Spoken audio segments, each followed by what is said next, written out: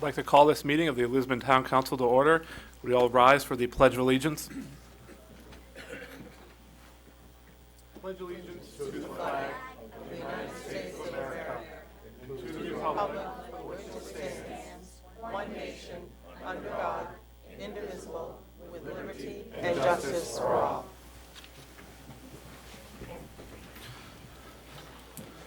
All right, Twyla, the roll call. Councillor Bowie? Here. Councillor Bickford? Here. Councillor Cody? Here. Councillor Pomelo? Here. Councillor Lunt? Here. Councillor Mason? Here. Councillor La Rochelle? Here. All right, and our first order of business. Under public hearings, a renewal special entertainment permit for the Slovak Catholic Association. All right, I will open the floor for that public hearing. If there's anyone here who would like to speak on the issue of the Slovak Catholic Association's special entertainment permit, you can take the podium and speak. All right, seeing no one, I will close that public hearing. And our next item. Is audience participation. At this time, those in the audience who wish to address the council may come forward. Please use the microphone at the podium. Comments should be limited to 5 minutes or less, and individuals should address the council no more than twice on any subject or agenda item. All right, anyone from the public? Mr. Fillmore?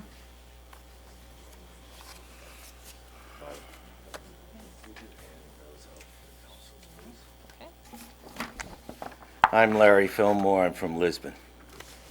In doing some research and reviewing the presentation on the town website, I believe I have an equitable solution. The consolidation of the Androscoggin Sheriff's Office, ASO, and the Lisbon Communication Center forming the Androscoggin County Consolidated Communications Center, or as I call it, A4C, is definitely the right thing to do. However, the presentation Chief Brooks is going to present is a total disaster for the taxpayers of Lisbon. Chief Brooks wants the taxpayers of Lisbon to assume all the financial responsibilities for the Consolidated Communications Center. Slide 19 sums it up. In this scenario, the Lisbon Town Council, or the Lisbon taxpayers, will be the final budget authority for the Lisbon communications operation. This means the taxpayers of Lisbon will have to fund the communications center for its duration. The communications center is performing a county function, dispatching police, fire, and medical throughout the county from Lisbon. This is a county project and should be funded entirely by the county utilizing the Androscoggin County Budget Committee.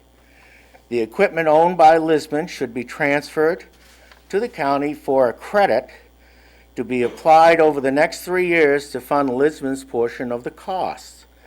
The town of Lisbon could charge the county for rent on the space utilized in the town office building. Nowhere in Chief Brooks' presentation does he explain where the current equipment and maintenance is accounted for in the Lisbon town budget. Chief Brooks admits to hiding costs associated with the communications center in other lines in our current town budget. See slide 3. Lisbon taxpayers should not have to pay for Chief Brooks to expand his empire. This is a county function and should be totally placed under the county. Keeping this in the county saves the taxpayers in Lisbon in excess of $500,000. This is the true cost of the current communications center and is not the $229,354 stated by Chief Brooks. His figure does not include the cost of the equipment and maintenance. Look at slide 4 and 5, no equipment or maintenance. Slide 6 does include everything in the total cost of the ASO Communications Center. The reason it makes sense to move the ASO to Lisbon is because you cannot merge a larger entity into a smaller entity. The problem is, who will maintain the funding? County functions should be controlled by the county and not Lisbon. This only makes sense. The solution is to forming the Androscoggin County Consolidated Communication Center, utilizing the $375,000+ proposed in the Androscoggin County budget for 2012. This funding should be sufficient to defray all the costs of the consolidation. See slide 13. This council may not listen to me, but the people of Lisbon do. Chief Brooks, Jennifer, and Todd send their love. Thank you. Thank you, Mr. Fillmore. And I can assure you we won't do anything that's going to be against the financial interests of the people in Lisbon here. Anyone else would like to address the council? Okay, if you take the podium and state your name and place of residence.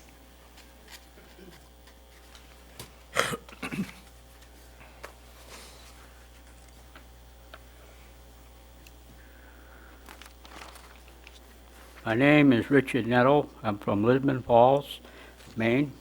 And I know in a couple places it's on the agenda in a couple places, but I would like to make some statements about the bus.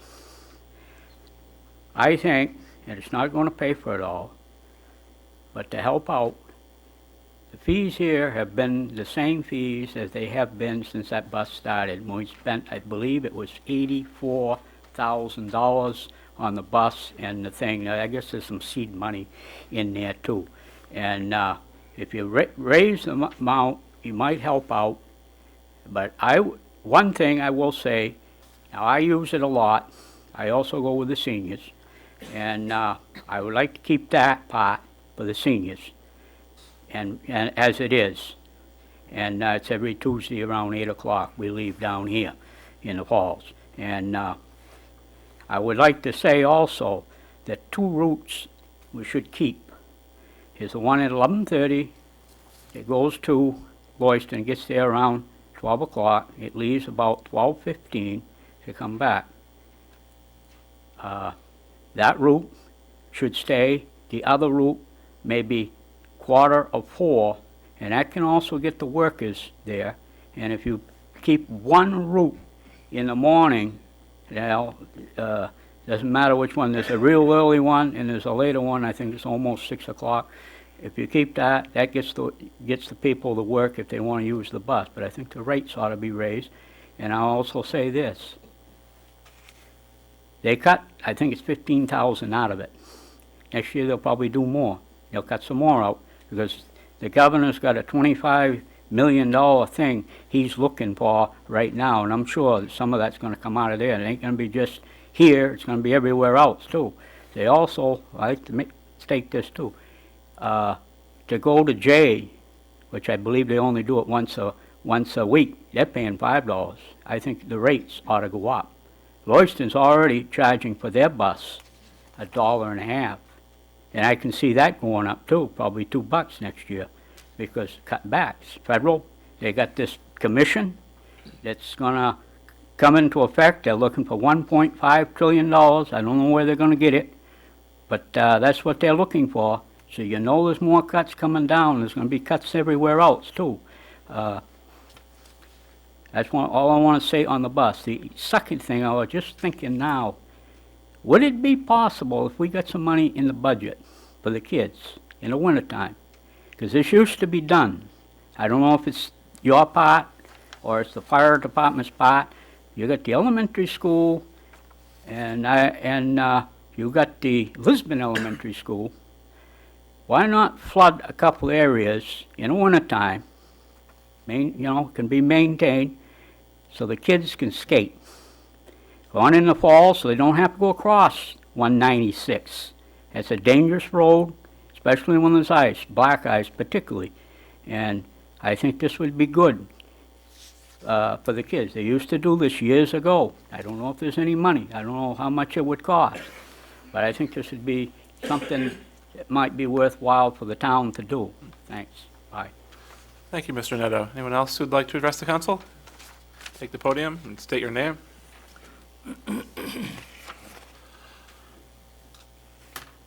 My name is Vernon Dyer, and I'd like to discuss a little bit further myself with the bus situation. And all I've got to say is that there's a number of people who really rely on this bus. They go to work. I've spoken to them personally. They're wondering now how they're going to get to work. I could go over this point and make the double point on this, that if we could keep 3 routes, the early morning one, the late evening one coming back in town in the middle afternoon, this would satisfy that condition. And you could raise the rates, and that would be consummate to what's going on as far as costs are concerned. Just to go over this one more time, this bus service is going to expand. It's going to get bigger. Because if you're looking ahead into Lewiston, if the casino comes in, there's going to be people wanting to come back and forth to that. And this town is getting grayer. This is a gray community. People are getting older. I don't want to remind people of that, but it's the truth. And fewer and fewer people can drive, or feel like driving. Also, on Tuesday mornings, there's a route where the driver takes elderly people out grocery shopping, and they rely heavily on that. There's about 15 to 16 people that go out on that route. But this is something that'll be sorely missed, and it's one of those issues that adds value to the community. We have a trail that you can walk. That's great. That adds value, and we really should have a bus service. That adds value. Okay, thank you. Thank you. Anyone else who would like to address the council? All right, Ms. Fitzgerald?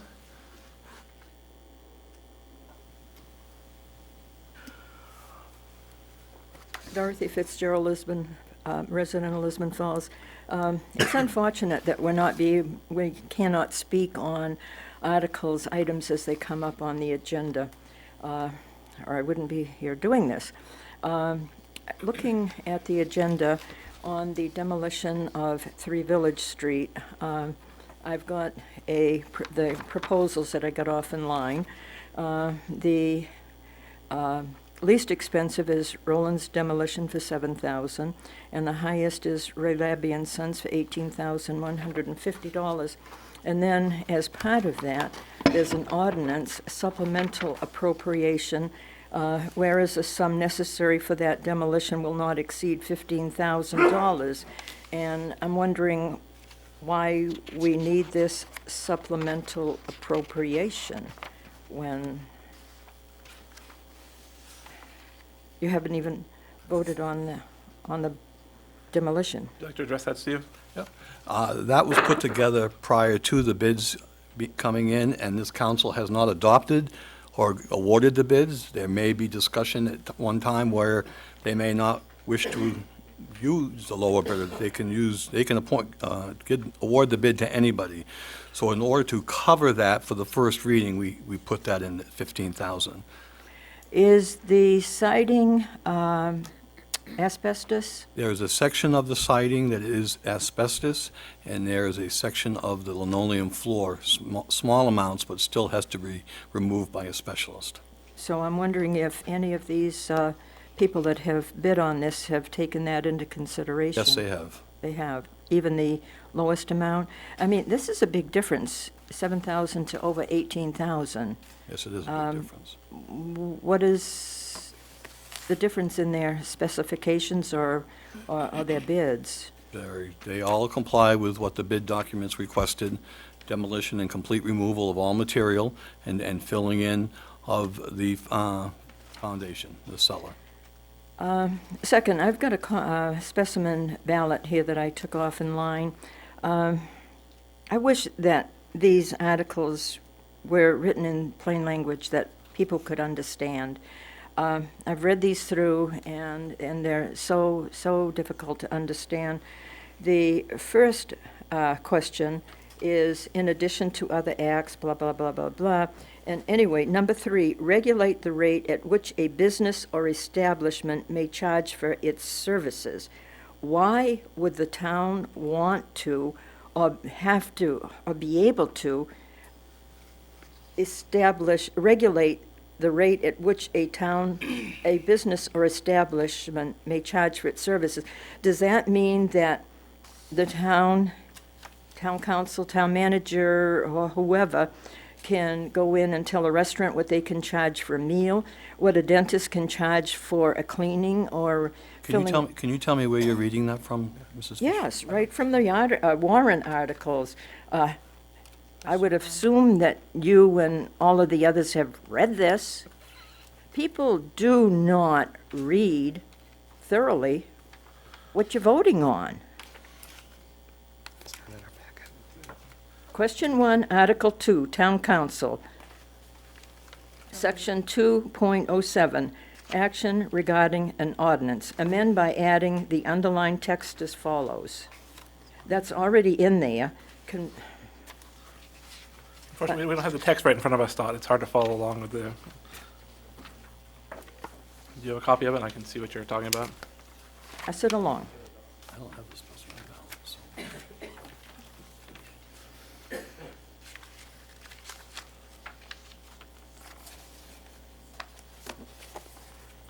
I know I'm voting no.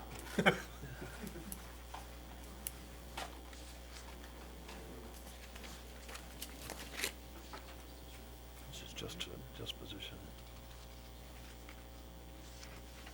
Does anyone read what's going into these articles? Does anyone understand them?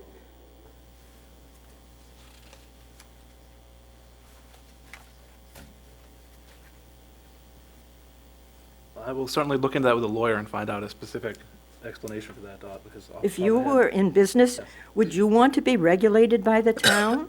What you I'm could sure charge that's for not the goal of service? what we're trying to do, and I agree, if that's, I'm sure we will find out that's not exactly what it is, and if it is, I will, yeah, I agree, and we will look into that. It's already on the ballot. Yep. I would urge everyone to vote no, no, no, no, no. I only do want to caution, it's amending an existing article, so I assume it's inside another larger statement, it's not just standing by itself, so it would change the meaning if you read the entire piece that it's inside of. I think the only thing they're changing is a real person. Right, I believe this is an existing piece, and it's only changing. is. It's only changing the underlined section Yeah. there, the real or personal. But this So- is your ordinance, the town ordinance. So actually, that's already in the ordinance right now, Don. No. Yes, yeah. I know, So we didn't pass that, it's already been on the books. I know. Why? I don't know, I've not reviewed all the ordinances. There's a lot of ordinances in town, it's a big, thick book. Well, it's time that some of these get changed for the better. That'll be a big project, and I think we should definitely look into that, but it'll take time. That shouldn't even be on the ballot. It's not being added, I'm just clarifying that, that's already on the books there, is that what you're referring to, Dot?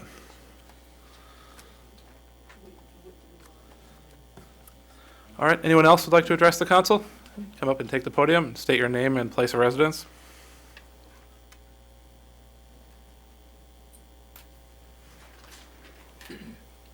I'm Ruth Anconer. I live in Lisbon Falls, and I have a daughter who has ridden the bus now for several years.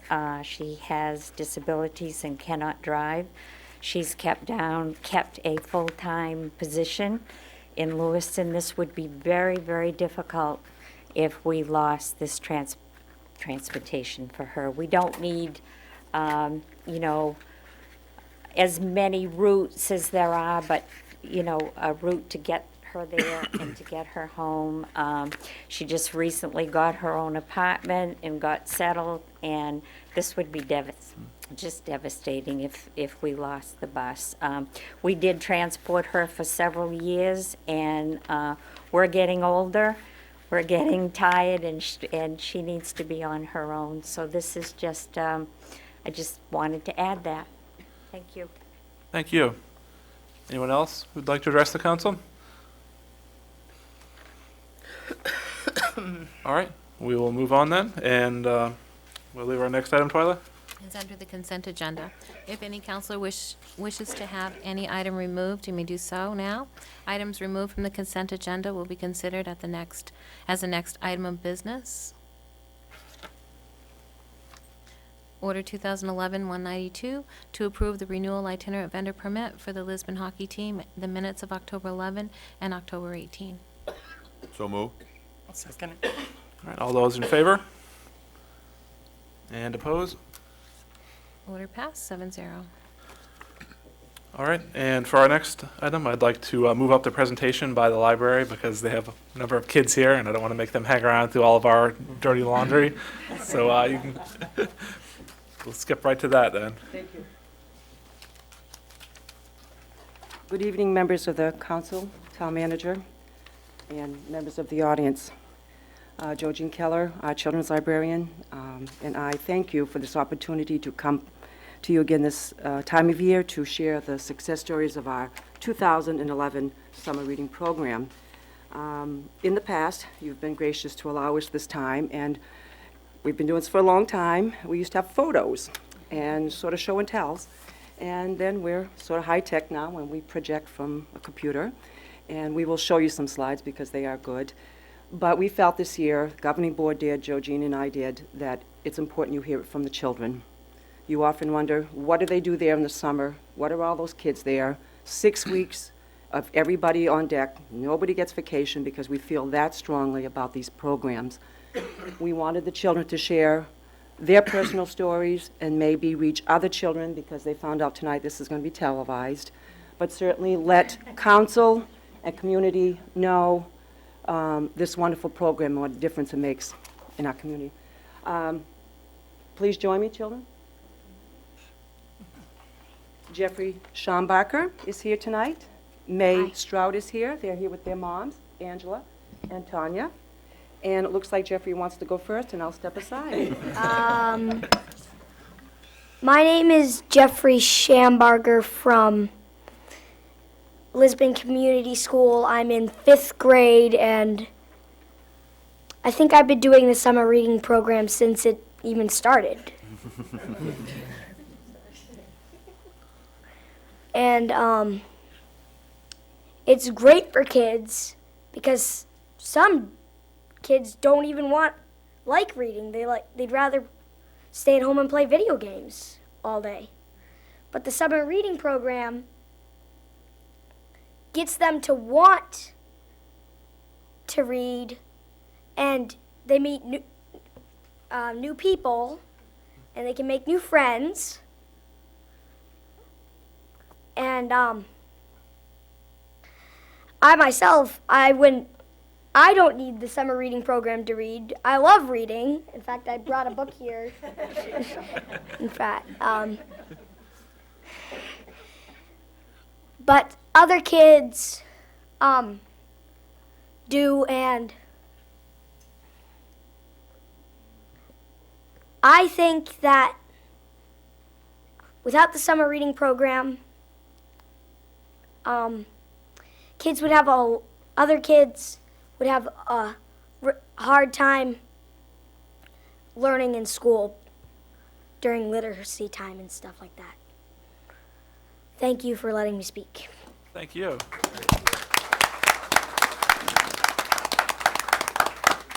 My name is Megan Strout, and I'm 8 years old. I have been participating in the summer reading program since I was 5. I think that you should keep the reading program because it gets kids to read and learn. Lots of kids are learning from the reading program. I've read hundreds of books in the reading program, like all of the Harry Potter series and all of the Nancy Drew mysteries. I like to do the art projects, and you get a prize every week. At the end of the program, you get a book. I also learned how to use the computer to look up where the books are in. If the square is green, it means the book is in. If it is red, it means the book isn't in. I hope you will continue with the summer reading program. Thank you for the opportunity to talk with you tonight.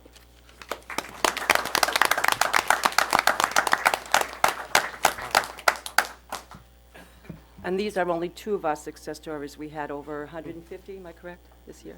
And they read almost 1,900 books. So, congratulations. It's a wonderful program. We have applied for a grant to bring in a summer intern so we can expand this program. Jeffrey just made a point. He said, this may be my last chance. And he said, I'm going to 6th grade.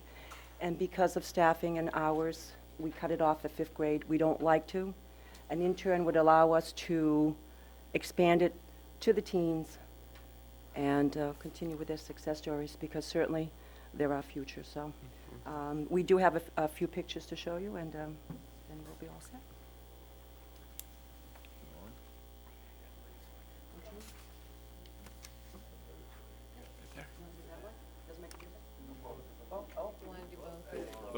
Maybe not yet.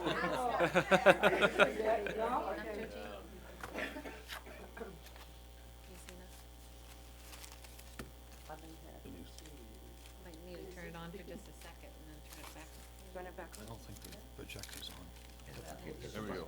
It's coming. Yeah, it's coming. It's coming.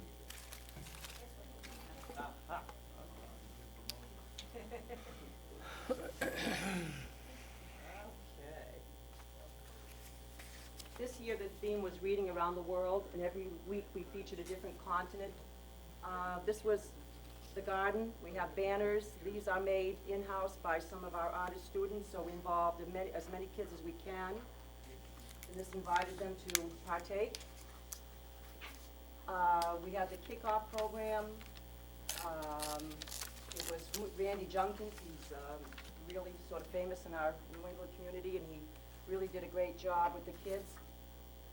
And we met with the kids every Tuesday afternoon. That was what we did.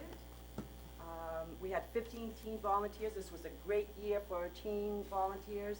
We had 2 adult volunteers. One is a teacher here in town. She brought so much to the program because the kids knew her, and they helped with reading logs and prizes and just being there and supporting the kids. These were our wonderful donors. They're local companies that step forward year after year to support this program, and without them, we couldn't do it. So thank you to all of these wonderful local companies. Shop there, go there, and thank them on behalf of the children, please. This was the kickoff program. You can see there's different ages. We start from preschool all the way to grade 5. This is Randy. He just was hilarious. He engaged the kids. We could hear the laughter from outside and upstairs. You could see the kids were just having a great time.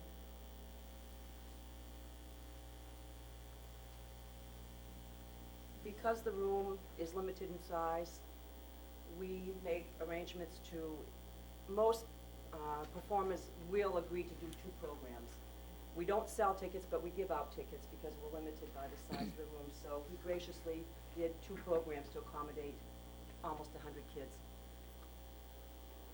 He did magic, he did all kinds of stuff with them.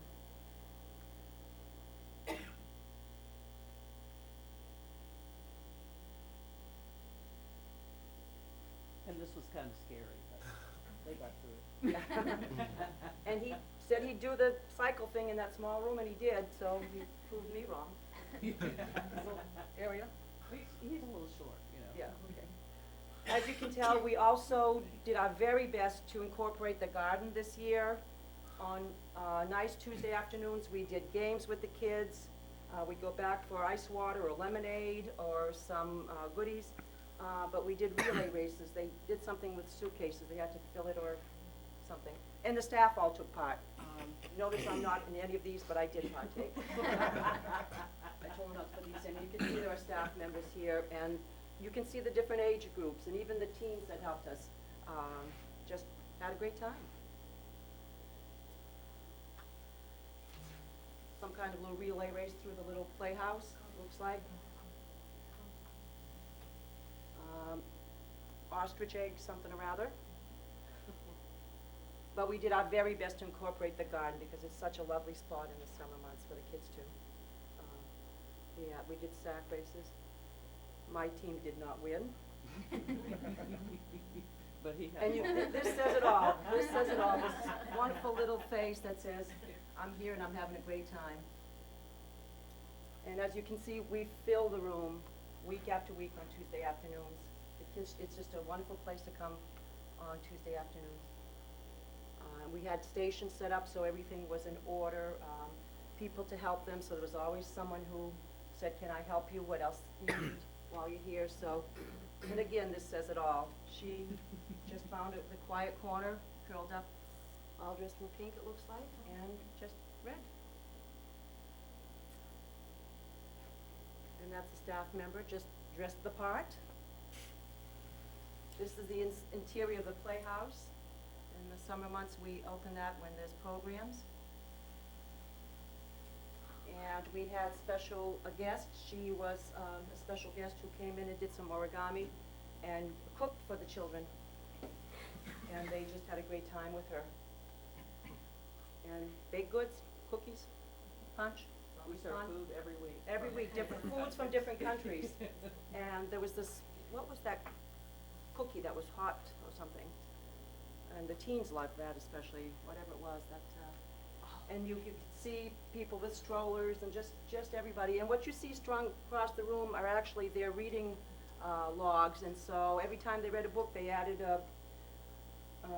to the banner, and the I challenge them every year to fill the children's room, up the stairs, into my office, and I put in for gift certificates. That's my gift to them.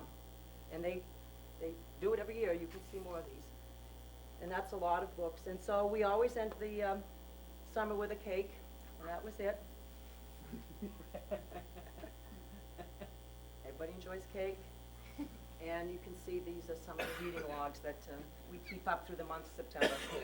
And they did make it all the way to They the did. office. They didn't make it to my office. So that many participants, 1,880 books read in 6 weeks, and gift certificates of Gifford ice cream, and tickets to the local baseball in Portland. So some really great stuff that happens here in the summer.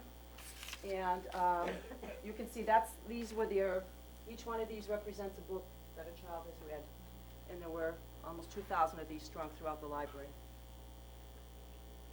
And that, Is there reading logs? And those were their reading logs that they get to take home to share with their family and teachers.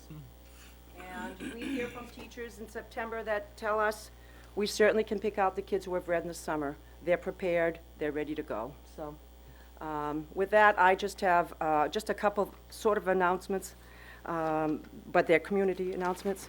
The library is working with LACO again in this November. It started today. Food for Fines. Both Steve and I felt it was worthwhile. There's a need for food, baby food, diapers, and that kind of thing this time of year. And so people are encouraged to, instead of paying their fines, for every canned good or non-perishable item they bring to support LACO, we'll forgive $2 worth of fines. And the basket is almost full, and it's the 1st of November. So Mrs. Day will come and empty it. They weigh the product, and so at the end of November, I'll let you all know how we do and how many fines that we've forgiven. They do not, it does not allow for lost books or damaged books. It's just fines. And so it's a nice way for people to be able to come back to us, especially in the winter months, for reading materials or movies, but it's great to give back to the community. Okay? And just to let you know, the Friends of the Library are doing a Thanksgiving Day basket raffle. They'll be at the polls on voting day. It's a full Thanksgiving meal for a family of 4, so if you're interested, please help us. And they will do a book and bake sale, and it's sponsored by Benoit's Farm and Bakery here in town. We're working with Nick on the Saturday of Veterans Day weekend. Again, for the Friends to able to help us with, we're hoping to buy new furniture for the adult reading room. What we have is old and tired, so hopefully they do well. So with that, I thank you for your time. Thank you. You're welcome. Diane, Yes, sir. did you mention what you received? Oh, okay. We did. I didn't want to take up more of your time, but Georgina and I attended a conference in Vermont, and they're vendors. All of you go to conferences and you put your name, and she was very enthusiastic, and I thought, oh, well. And it was a great machine. It's something that every library or in a community somewhere, it's to help people with vision impairment. It's called a Zoom X, and it's almost just this size, frankly. And we put our names in a hat. 2 days later, this sales lady calls, and we thought she wanted to sell us this, and I'd have to come to Steve and say, I need an awful lot of money. And she said, congratulations, you've won a Zoom X. And I had to look up and find out what a Zoom X was. And indeed, that's what it is, and we were very tickled. And she came a week later from Massachusetts, installed it, this software, and this can enlarge on a laptop, a computer, where a person can read. It reads to them if they need that. It changes the color if it's something to do with color. And we're so happy to have this, not just for the library, but for the community. I spoke to Twyla about maybe some of her clients who do genealogy. Some of that material is hard to read. Mark has his clients, his senior citizens, and then we have some senior housing here. So Georgina and I will do outreach to let people know. It's not a library gift, it's a town gift, and it's a gift worth $1,800. Thank you.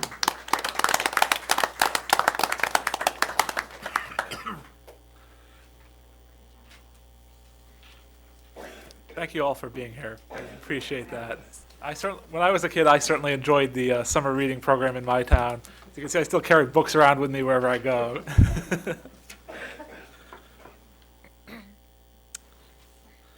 All right, and our next item, Twyla?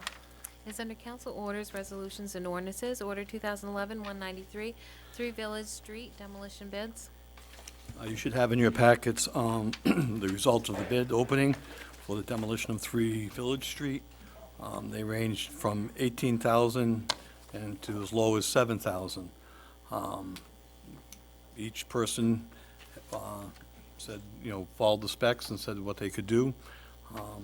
We have a low bid of $7,000, and our recommendation is to go with that. There is a supplemental addition to that it's $1,200 to remove asbestos that was in the linoleum and part of the siding on the outside.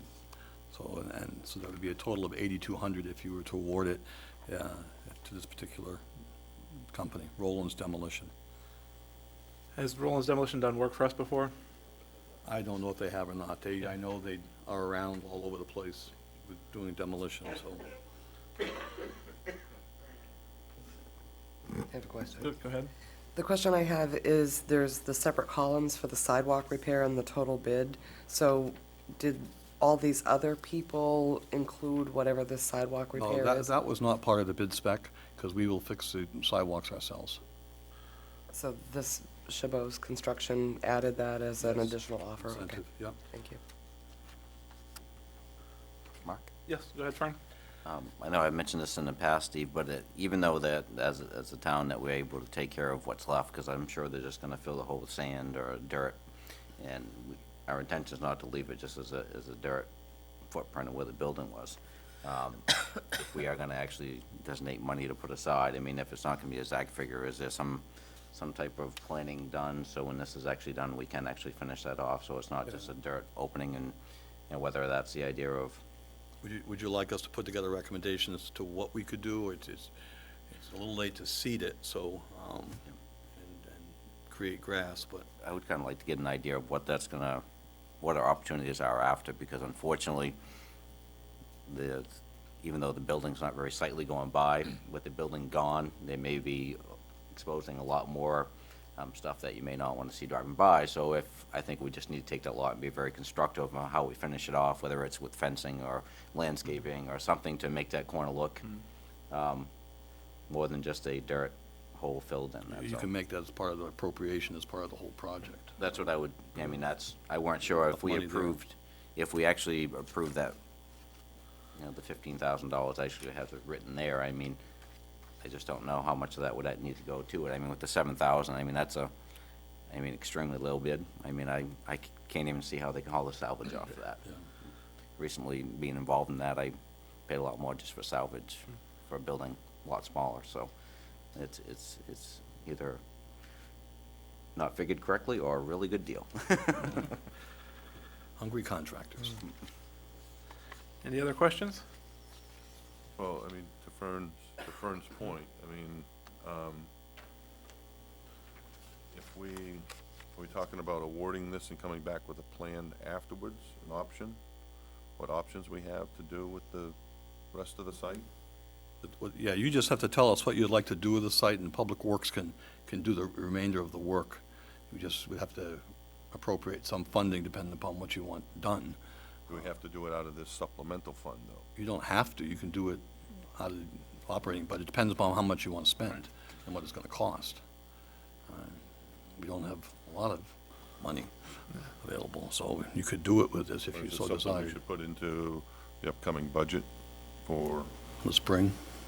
I do agree, it's two-part. I mean, one, you need to get the building gone, but after, I would hate to think that we just don't actually have a plan for it once it's gone to see what that area's gonna look like, We definitely wanna make it, if we're tearing it down, make it look better completely, that's all. Well, if you award this bid to this particular company on our recommendation, you still have to, have the first reading on the supplemental funding that comes out of surplus. Right. Then you'll have a public hearing at your next meeting and pass the supplemental, so we could put something together for that meeting, so you could see what the cost would be. Well, you have to be careful, because after we do a first reading and have a public hearing, we can't make a drastic change without going back through it again from an ordinance perspective, right? Yep. I have a question on the property next door. Where is the line? Was that ever figured out? We haven't done that yet. It's, Okay, I'm just curious where the line is, and I think that that line should be very significant. And my feeling is that the area should be tarred. I think grass is gonna just add another thing that we need to take care of. I would prefer to just see it tarred over and parking lot or whatever at this point. Just to me, it would be the neatest solution, and it would be one less thing for Public Works to deal with. That would be my opinion. Roger, do you have something you want to say? Well, I was gonna say is we're not obviously gonna do it this fall, we're gonna wait till spring to do it. So I think we ought to look at all avenues before we proceed with this in any way, shape, or form to make sure that it's done correctly and we have what we want when we're finished. you could actually get it paved if the weather allows. It has to be warm enough, but the plants aren't closing, we've heard last week, until the first week and second week of December, which is unusual, but they expect they have, I guess, quite a bit of work to still finish up, and they're going to keep making asphalt for a while. But so that is an option if we, at our second meeting, if you decide to approve this supplemental cost, then we could make arrangements to have it paved, you know, once it's down, if we can get it done that quickly. I think I'd just be curious as to where the line is too.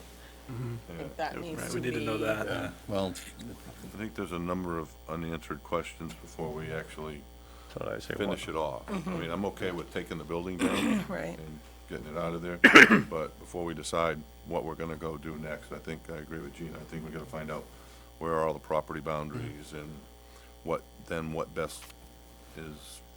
is best for us to go do with that, understanding what property could then be used for.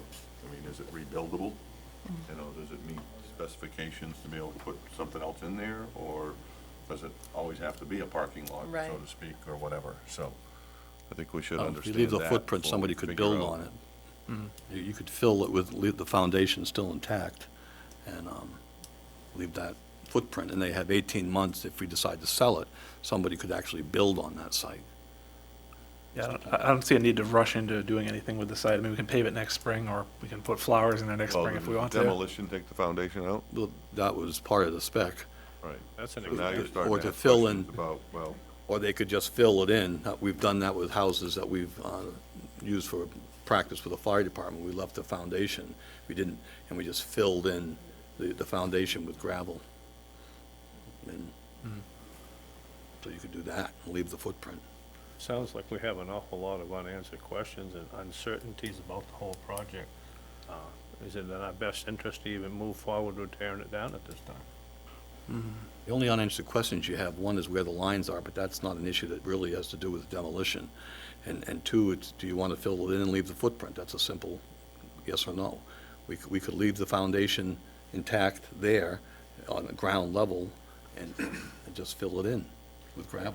The only thing is, Steve, is that at a later date, if we decided to do something different with it, removing that foundation comes with a considerable expense. You know, concrete doesn't move If you easily. sell it, that's up to the people who want to build on it. And would that lessen the value of the property if they're looking at removing a foundation? Well, See, if they this want is- to build there, that enhances the cost of it. If you remove it, you won't be able to build on it, more than likely, but I don't know that for sure. Edvern? So pretty much what you're looking for is if we were to go with a low bid tonight and we're looking at just removing the building, you're looking at $8,200 as far Yes. as for a figure that you'd be looking at. To me, I mean, I think it is something we need to tear down before there's a problem with it, because right now it's just liability being there, but in a sense. Do we take the foundation first? I would probably, if this price is allowing to remove the foundation, I would actually just get rid of it all and get it done. Yeah. Yeah. The foundation's gonna stick above the ground, and you're always gonna have, It'll look ugly. it's gonna, it could be a reason for concern. The footprint it maintains, if you go back to our tax maps, anybody can see what the square footage was and figure out where the, get it be gone, right? I agree. Yeah, I think we should. We're 100% sure this guy knows everything about what was in the specs and what's the requirement. They all, yes, and most everybody viewed the property, went into the building. That's a huge difference. Considerable difference in Very much price. so. No. You have two people who bid within close range, How is are we going to draw up a contract for this? yes. So we'll have language in the contract that makes sure we hold him Accountable to 100% what the specs accountable were. to the specifications that Yes. were in Absolutely. the test, so that if anything And they had to provide, comes up that they Insurance didn't as well. account for. Proof of insurance. they had right? to, they had to supply proof of insurance as well. I think the contract would be very important. Yeah.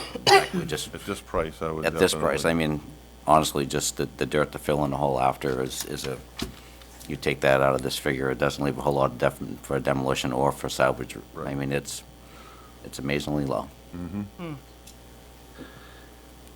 All right, any further discussion from council on that? Do I have a motion?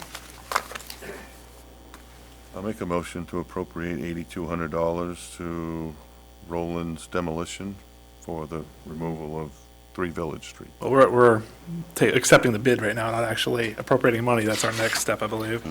Yeah, for the bid. Right, so you're accepting the bid Yep. is your motion. Well, I'm accepting the bid plus the 1,200. Plus the So I 1,200, want right, the yes, 8,200 yeah. of Roland's demolition. Right, I just mean I just want to be clear that we're not actually appropriating money. Right. Okay. Do I hear a second to that? I'll second it. All right, any further discussion? All right, all those in favor of accepting the bid? And opposed? Order passed, 7-0. All right. And our next item? Order 2011-194, ordinance, supplemental fund ordinance. This is your first reading on appropriating not to exceed $15,000 from the undesignated fund balance for demolition. All right, do I have any discussion? Go ahead, Mike. So Steve, can you tell me how the excess was determined? Well, we had originally had a quote given to us of what, so we had an idea of what it would cost to tear the building down, and it was just over 14,000, I think. No, I think, I'm asking in the second clause where it says, whereas surplus funds in the surplus fund account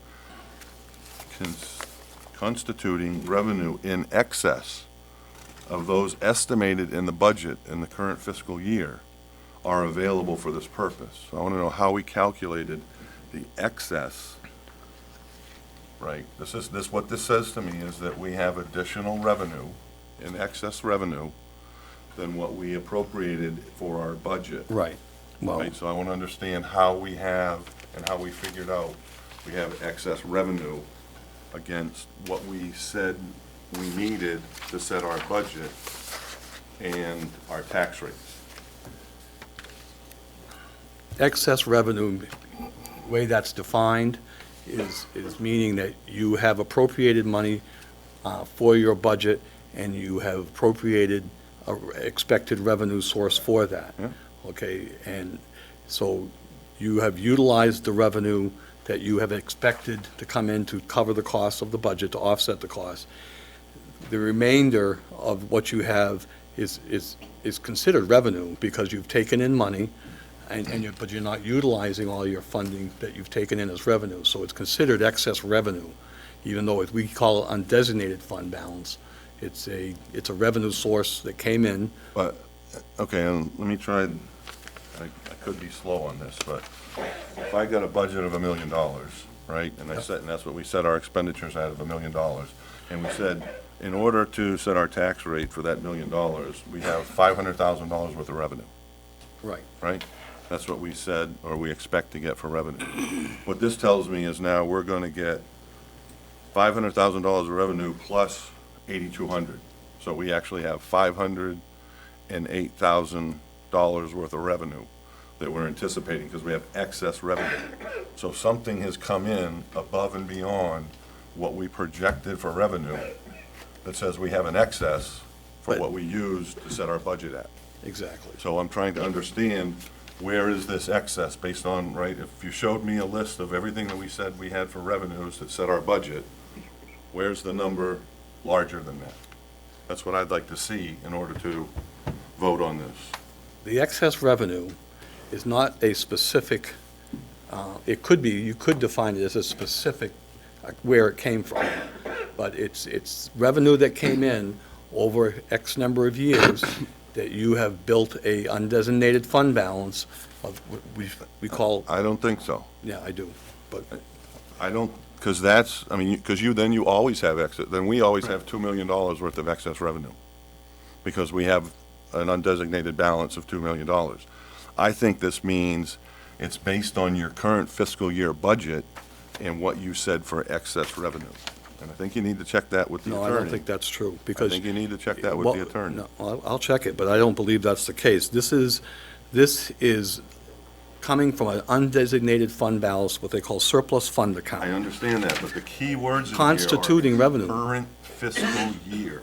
It exceeds, So it's based on your current fiscal year numbers. We'll get the lawyer to give us an actual opinion on that, so before we go to the second reading, we'll know that for sure, if that's acceptable or not. And if it isn't, we'll close it down then. Anyone else have any discussion on that? I'm not opposed to doing it, Yeah. I just want to know I- where it came from, and I want proof that we got it. Can we table this? Well, we can, but, you know, Let's then, table it and get some There's answers. no motion on the So floor. we're not voting for something we This don't is the know. first reading. This is the first So reading. if we go get the answers to these questions, and it comes back as part of the public hearing and the second reading, that it's a different venue, then you just don't pass it, right. right? I'm just saying, I want to see that information before this finally gets voted in. I'm okay with the first reading, and I'm okay with maybe a certain number, I'm not saying 15,000, but I want to know how that actually works, because this is the first time we've done it, or had to do it. I want to make sure it's following the guidelines of the charter, based on the way it was written. this so is that written by our attorney. I don't dispute that it wasn't written by the attorney. The words can be written by the attorney. I don't know if the attorney understands the financials and the budget pieces of it and when that all takes place. So I want somebody to explain that to me.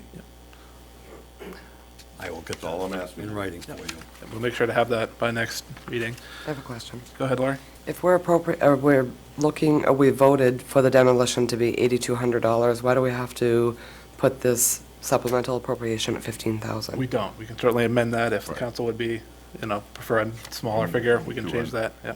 Yeah, I mean, I would make a recommendation that we make it more in line with what we've actually said we would Right. spend. Yep, I'd agree with that. But you may have an additional cost if you pave If we it wanna or pave it. whatever you do, correct? Right. Or put a fence up or whatever Right, you but do. did I understand that to be something separate from this amount? You could always do another supplemental Okay. if you All need right, to. yeah, Right. good. Right, provided you have the excess revenue, however we figure out is Where it comes from. excess Yep. revenue. Okay, all right. So where are we at with the motion? Well, we don't have a motion at all. You don't have a motion, but if you did, you would need to do this by roll call vote as Okay. well. So at this point, you could make a motion, and you could put the dollar amount and whatever. So I would make a motion for this supplemental appropriation at $8,200, with the understanding that we're going to get the answer to some questions prior to the second reading or for the second reading. I'll second that. All right, that sounds very reasonable to me. Any further discussion from council? All right, we'll have a roll call vote then. Counselor Bowie? Yay. Counselor Bickford? Yay. Counselor Cody? Yay. Counselor Pomelo? Yay. Counselor Lunt? Yay. Counselor Mason? Yes, Counselor La Rochelle? Yes. 7 yeas, 0 nays, order passed.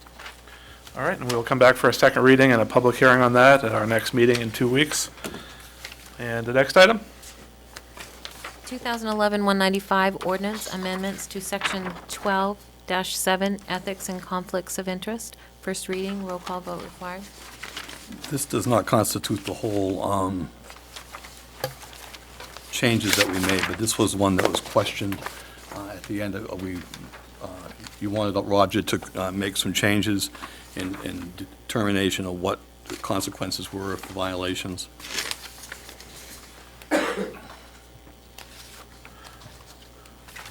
Okay. I'll make a motion to accept the first reading. Do I have a second on that? I'll second that. All right, do we have any discussion on that? This is the ethics code changes here. No further discussion? All right, okay. All those in favor? It's a roll call vote. Okay, roll call vote, sorry, yes, yep. All right, roll call. Counselor Bowie? Yay? Counselor Bickford? Yay. Counselor Cody? Nay. Counselor Pomelo? Yes. Counselor Lunt? No. Counselor Mason? Yes. Counselor La Rochelle? Yes. 5 yeas, 2 nays, order passed. All right, and our next item? 2011-196, a resolution, Androscoggin County Hazard Mitigation Plan. You received a final copy from the county. They put together a work group to look at updating the hazardous mitigation plan. It's been circulated to all the communities. They're passing resolutions that they want to adopt this. And I sent it off to all of you, so you get a chance to review it, and if you had any questions.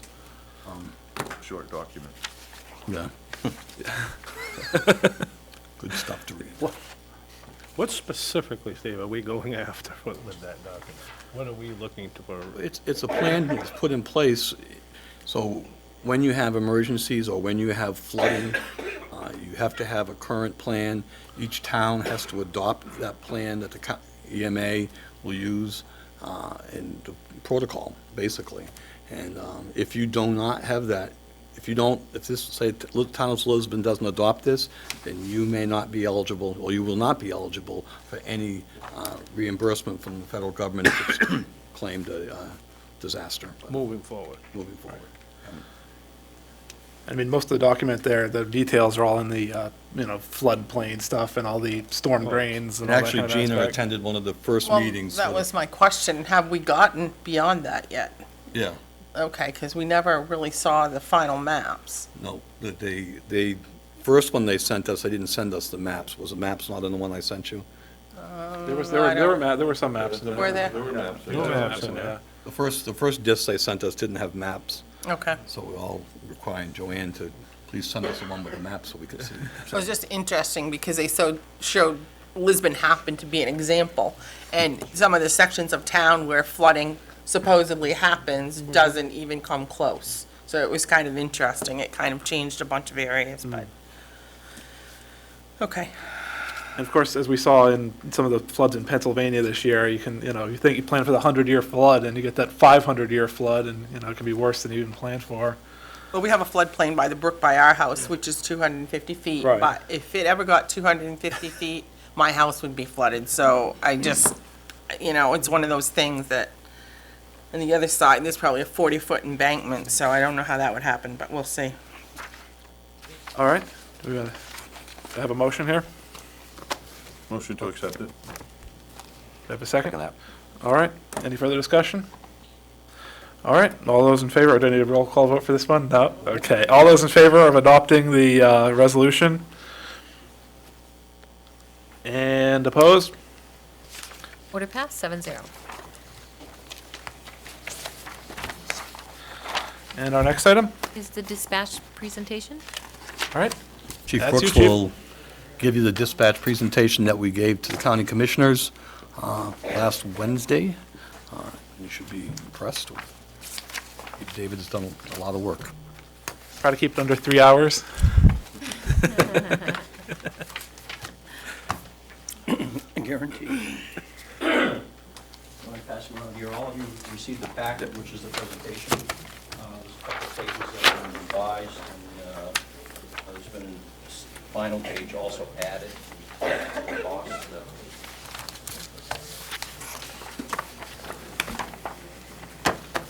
I also have some copies here, if folks would like to.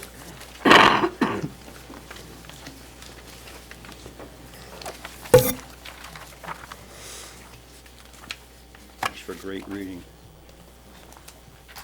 Do you want the lights at least one Yeah, let me lowered? make sure I get this thing going before. There it goes. Expert.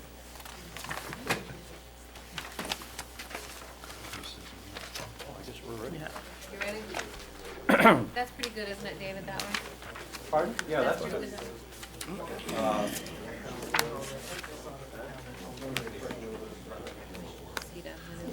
All right. People in the audience, we need some quiet here for the presentation. Take it away, Chief. Again, this is a topic that seems to be coming back up. We've had meetings with council in the past on this, workshops in the past. This particular topic has been studied now 3 times that I'm aware of. The first 2 studies were funded from grants. The first study, $10,000 through Androscoggin County Commissioners. Second study was in the vicinity of $60,000, I believe, through SSI, which came out, I believe, in '06 or '07. Keep track of the dates. And then the third study, that was, again, pretty much commissioned by the county commissioners, was the Androscoggin Regional Communications Committee group. They asked me to chair that group, and that particular study resulted in a split opinion, again, which we briefed council on. Majority opinion was to bring the Androscoggin Communications Center to Lisbon. Minority opinion was to bring the Androscoggin County Communications Center to Lewiston Auburn 911.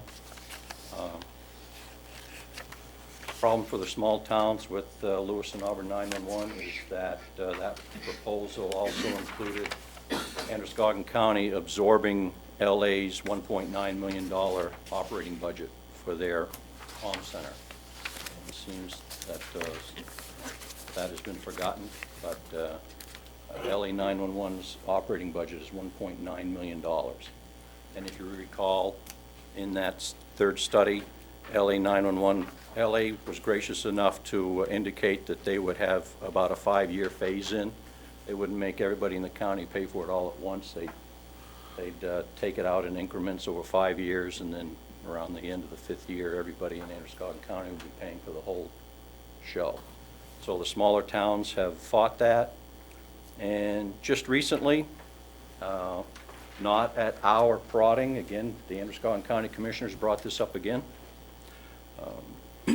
They asked LA 911 to make another presentation to them, and they also asked Lisbon to follow that presentation with a presentation to them at a workshop. Androscoggin County Commissioners are debating and appear to be close to eliminating the comm center in Androscoggin County building. They are leaning towards contracting with either Lewiston Auburn or contracting with Lisbon to provide dispatching for Androscoggin County communities. Our commissioners need to make a decision, and they also need to define the level of service that they wish to provide. All of this I'll be bringing up in here, but in the City of Bangor v. Penobscot County ruling in, I believe, 2005, 2006, and there's someplace, it was very clear by the Maine Supreme Court that county commissioners have the authority to define what the level of service is.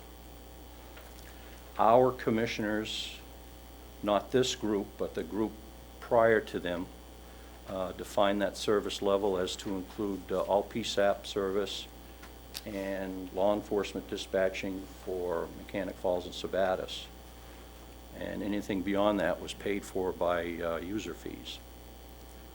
Since then, this group of county commissioners that are currently in office, they redefined that level of service in 2009, which is very problematic because they allowed Livermore Falls to close their 24-hour comm center, and the county absorbed it, and all of the Androscoggin County taxpayers are paying for it. And again, I'll show that in this as well. But, moving on here, this is the presentation that was given to the Androscoggin County Commissioners on 10/26. On 10/12, LA 911 had made their presentation to the county commissioners. Town of Lisbon operates a communications center 24/7, 365. The comm center is a 2-console position configuration that under normal circumstances is manned by 1 dispatcher on each of the 3 shifts per day. When emergencies or other details occur, the second console is available and manned. The Lisbon Comm Center dispatches for the police department, animal control covering 4 municipalities, fire department with 2 companies, and the Lisbon Emergency Ambulance Service. The Lisbon Comm Center also monitors and has dispatch capabilities for public works, wastewater treatment, school, water, and parks departments. I'm going to stop right there. This is a local issue. County does not provide that, nor does LA 911, and that was always a concern that Lisbon had in any merger discussions. Where would that capability go? And for example, when Androscoggin County took over Livermore Falls, they made it very clear to them that they would not dispatch their ambulance service. So Franklin County is now dispatching the ambulance service that serves Livermore Falls. So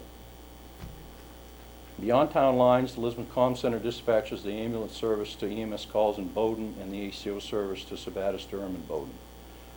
The Comm Center monitors and has communications capabilities that include ASO, Androscoggin Emergency Management, State Fire, statewide cars, Saginaw Sheriff's Office, and other surrounding communities and police fire. With all of this, the Lisbon Comm Center was also the PSAP for Lisbon and parts of Topsom and Durham until 2006-07. Comm Center personnel, telephone software, repair and maintenance, and supply cost was included in the police department budget until this current fiscal year. Again, these slides were to tell all of the people that were in the audience, and I had made 25 copies and it wasn't nearly enough. They had to make more. How Lisbon, you folks, and we all do our local budget. And again, all of you have seen this. You've seen it through the budget process, so there's no hidden figures here. All of the personnel expenses were placed in the public safety communications budget. The town's technology and telephone budgets absorbed the phone lines and software expenses. Again, this is Lisbon's budget system. The police budget still includes the repair and maintenance and supplies for the comm center. The town of Lisbon maintains separate budgets for Social Security, retirement, insurance, and all municipal employees. These expenses for the comm center personnel have been included in this particular presentation. Budget system, they're not part of that budget because they're broken out in different areas. But for this presentation, for that audience, so they could get a better understanding of the true cost, the personnel expenses were included in this presentation. The budget for the Lisbon Comm Center this fiscal year is $229,354. Again, it includes 4 full-time dispatchers, reserve dispatch wages, overtime, vacation, sick leave, personal day, training overtime, and replacement holidays. Also health insurance, retirement, Social Security, workers' comp, unemployment, liability insurance, professional development, uniforms, and advertising testing. The ASO Comm Center budget for calendar year 2011 totals $525,515. That figure includes the Sheriff's Office's operations budget and all benefits. Merging the comm centers of ASO to Lisbon on paper, and again, that's supposed to be a different color, I don't know how it works, but on paper would appear to need a total of $754,869. Again, that's adding hours to theirs, and that's what that total figure comes to. Lisbon is not in a position to make a statement or promise that this is what it will cost to operate a countywide comm center, less the cities of Lewiston, Auburn, and Poland. What Lisbon can state is, on personnel, a merging of the ASO and Lisbon Comm Center operations will not require additional dispatchers to be hired. I pointed this out because on the LA 911 presentation 2 weeks prior, LA 911 made it very clear right up front that they would be having to add 3 more dispatch positions immediately upon merging. Over a 3-year period, LE 911 indicated that they would be adding 6 more positions over a 3-year period after merging with Androscoggin. Lisbon has 4 full-time and ASO has 9. The current staffing level will allow for 3 dispatchers to be on duty 24/7. If emergencies arise, needing a 4th dispatcher to be on duty at a given time, the staffing level is still sufficient. As time progresses, it may be determined that having 3 on duty 24/7 can be reduced somewhat depending on service level needs. However, that will not be considered until there's been appropriate operational history of no less than 1 year.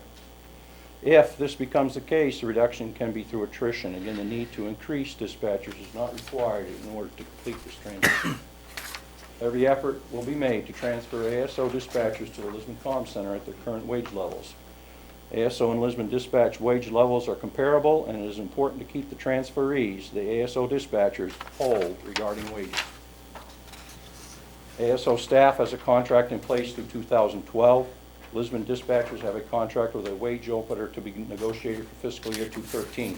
And again, remember, their years overlap. The county's on a calendar year budget. We're on a fiscal year budget.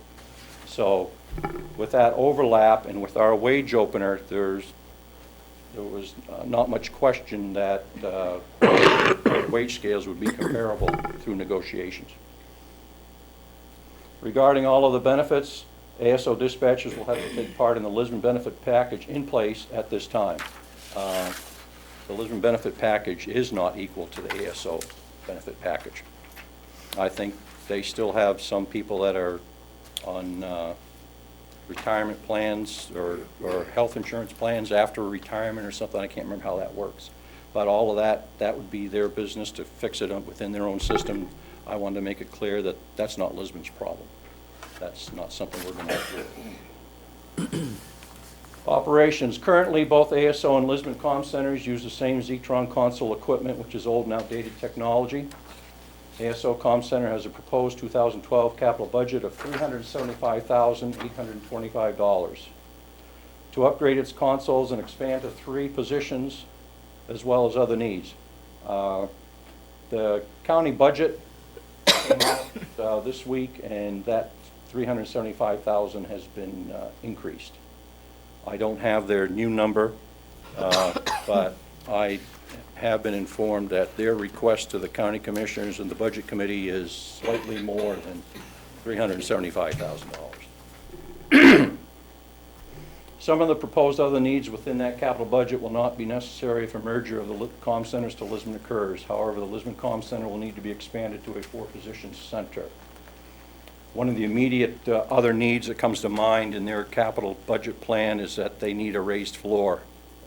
We already have a raised floor, things like that. What we have, they don't have, or whatever, doesn't need to be redone again. The Lisbon Comm Center footprint was originally designed and is capable of expanding from its current 2 to 4 positions. This was part of the design of this building, planning for the future. Our comm center is capable of doing just that, going from a 2 to a 4-position comm center. Operations continued. All the upgrading costs may not be held entirely by the county. Lisbon will likely share in the capital outlay. It is believed that that amount, $375K, being requested will be sufficient to complete the project in Lisbon. That $375K that the county is projecting, I think, is stronger than what the amount that it would need to come to Lisbon. I don't have exact numbers, and as this will explain further on, everything's based on proposals and not yet on any type of engineering or design that has to be paid for. Both ASO and Lisbon use the same radio service vendor, and that company is extremely knowledgeable of each agency's requirements and needs. However, it must be understood that this capital budget figure is based on estimates provided for planning and budget projections. They are not firm proposals based on design and engineering. I think I just said that. Past dispatch studies and the current LA 911 proposal have recommended that fire department frequencies be shared and or pooled together in various formats. The Lisbon proposal at this time date is not to do that. Past studies, again, because of merging of agencies and so forth, some have recommended that they call it blocking. They'll put like 3 or 4 fire departments and make them use the same frequency. and then once they get them out, they're on their own, they can go to their own operational frequency. This plan, as we're presenting it at this date, will not require that. Each individual fire department will be able to maintain its own frequency. The ASO Comm Center console proposal was to have 16 channel capabilities. If a merger to the two comm centers is to occur in Lisbon, the consoles will be 24 channels. This allows each municipal fire department to continue maintaining its own operational frequency and also lease for expansion. And the key for Lisbon on this is that we will still have the capability of doing our public works, wastewater, water, sewer, everything we're doing now, we will continue to do. We're not going to give up anything. The facility, the Lisbon Town Office Police Department building that houses the Lisbon Comm Center, was opened in the year 2000. As previously mentioned, the Comm Center footprint was designed for expansion. The expansion can be accomplished at little cost. The county building, and I don't know how many of you saw today's front page, but it finally came out. The county building, recently the county commissioners contracted an architectural engineering study at a cost of $90,000 for that building and received initial estimates, I was told, between 35 and 36, but apparently it's in excess of $36 million to fix that building. That project study has returned to the drawing board for reduction and revision. And again, our footprint was designed for it. We'd have to take a wall out in a closet. We have two options. We take a wall out in a closet, or else we move the bathroom that's in the comm center. I don't think that's $36 million in renovations.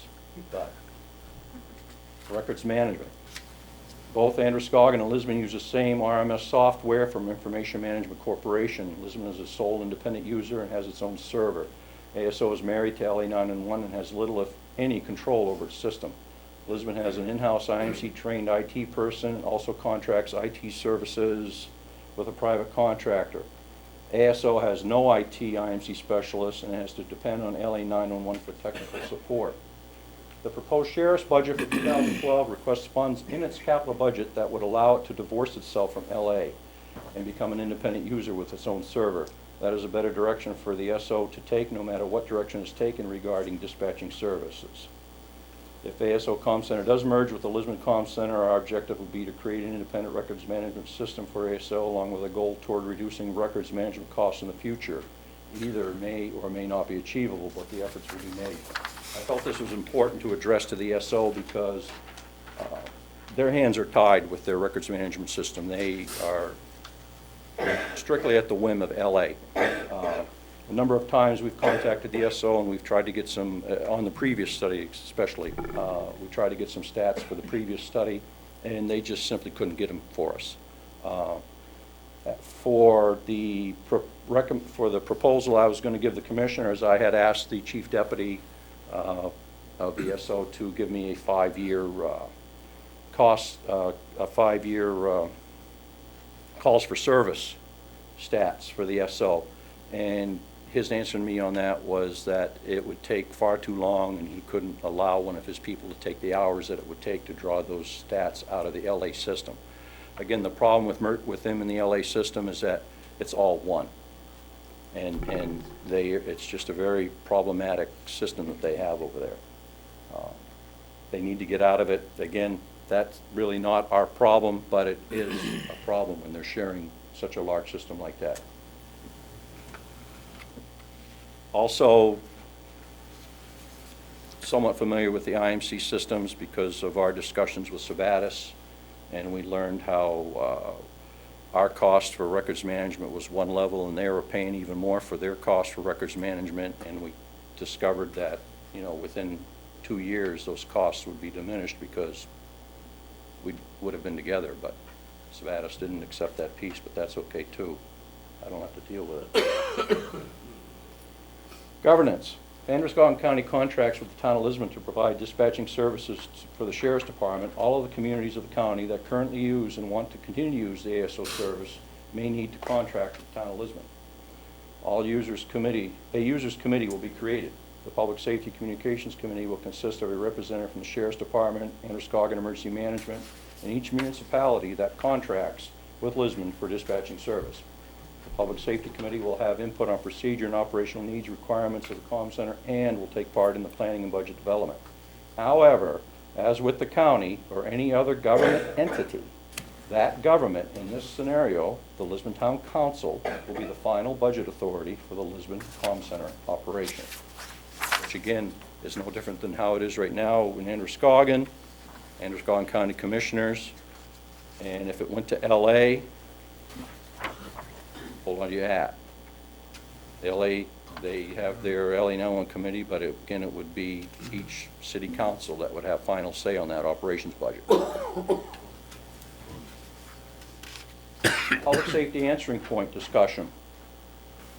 The PSAP at Androscoggin SO will soon be history. The Maine Public Utilities Commission plans to reduce the current number of PSAPs in Maine from its current number of 26 to between 15 and 17.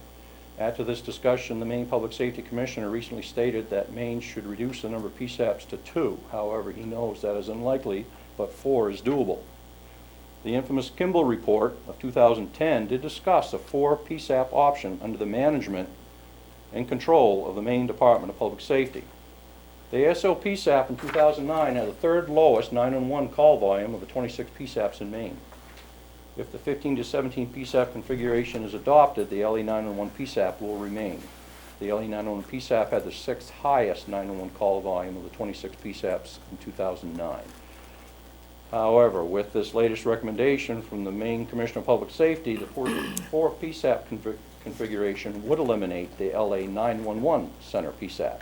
And as I say, the saga continues with the PSAP piece. However, either scenario, ASO PSAP will be taken away. PSAP fees. The highest PSAP fee identified in the 2010 Kimball Report was $3.54 per capita charged by the Maine Department of Public Safety. And for this presentation, I used the worst case scenario, which is that highest number of $3.54 to illustrate what the communities in Androscoggin County would have to pay for PSAP service if it was provided to them by public safety. There's the towns, and that's what each town would have to pay for its PSAP service. Again, right now, that's not being charged because Androscoggin's doing it, but the state of Maine, PUC, is undoubtedly going to be taking that PSAP away from Androscoggin. Again, this is worst case scenario, cost impact using the highest known fee in the state, also with no surcharge support. When questioned regarding PSAP fees at the October 12th County Commissioners Workshop, LA 911 could not provide an answer for what they would charge for PSAP fees. Also, the funding mechanism for PSAP fees are still being discussed among PUC and legislators with focus on the telephone 911 surcharge. And at these 2 meetings, these 2 workshops, both the October 12th and the October 26th workshop, there were state representatives and state senators present at both of those meetings because they know this is a topic that they may be dealing with. And going back to PSAPs, the contract with the state of Maine with Fairpoint Communications for PSAPs, I believe, is expiring in 2012-13.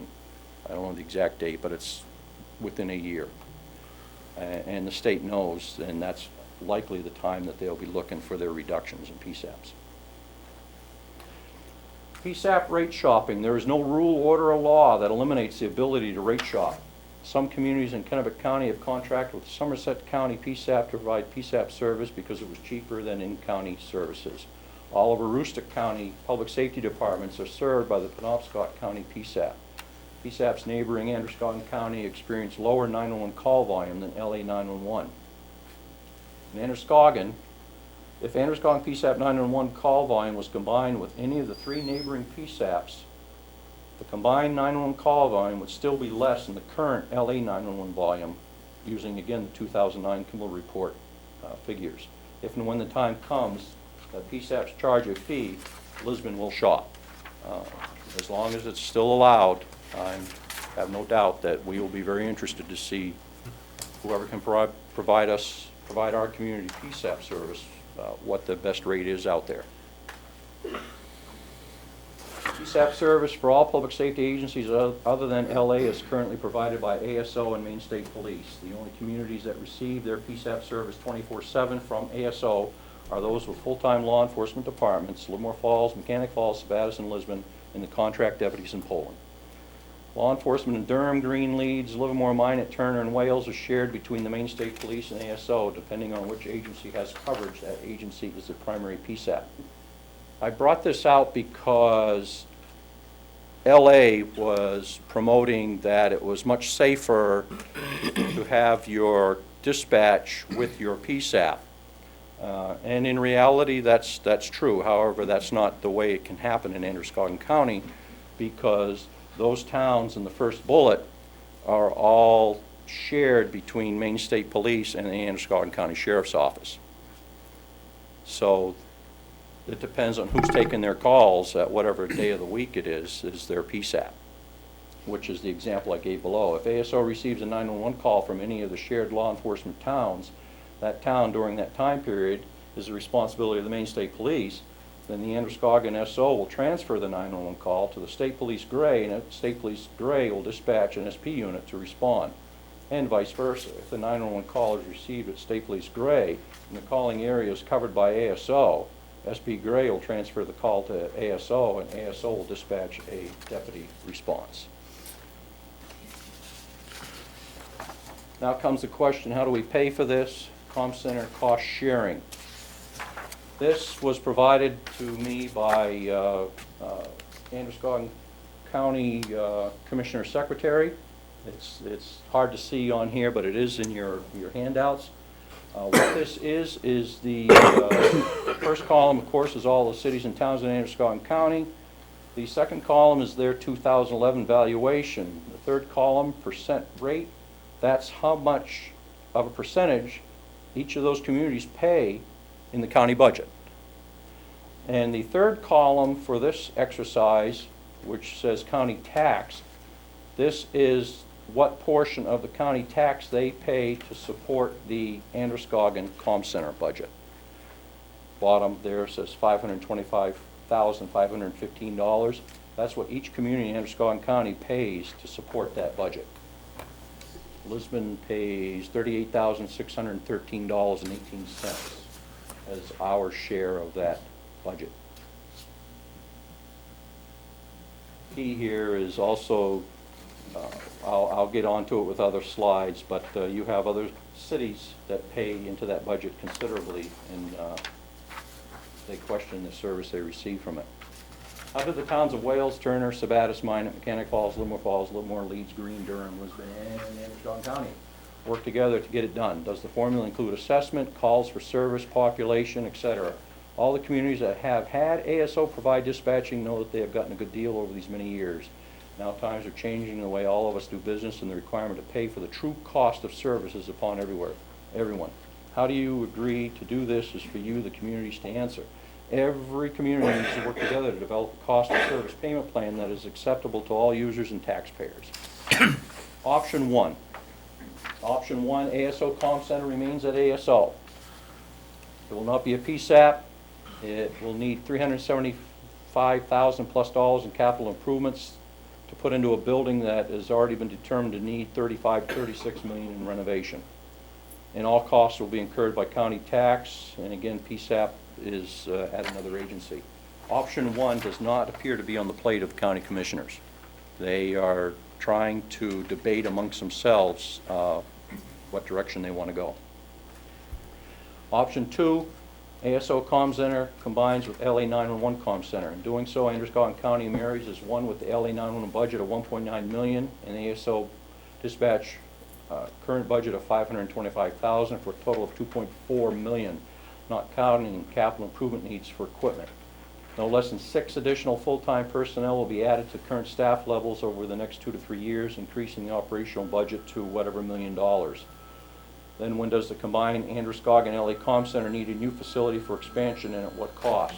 That third bullet is there because LA has indicated that Central Fire in Auburn is going to need a new location. And that's also the same building that the LA Comm Center is in, and it happens to be in the floodplain. So they have issues.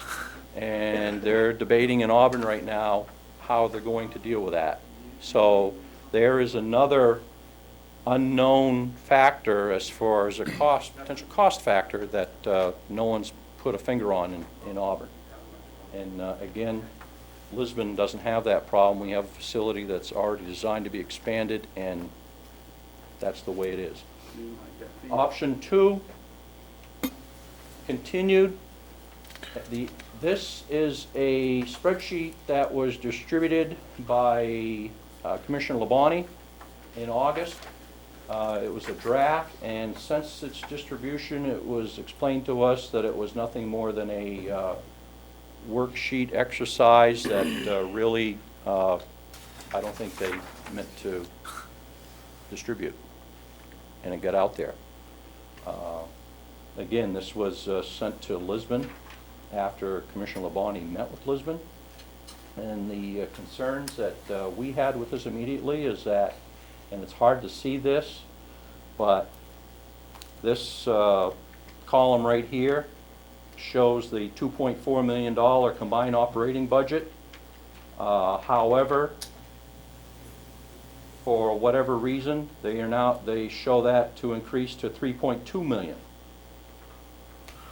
And that $3.2 million would cost Lisbon taxpayers $268,451 to operate the LA 911 ASO combined comm center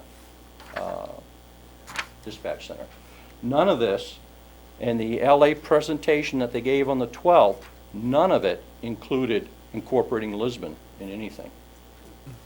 So that's what that says.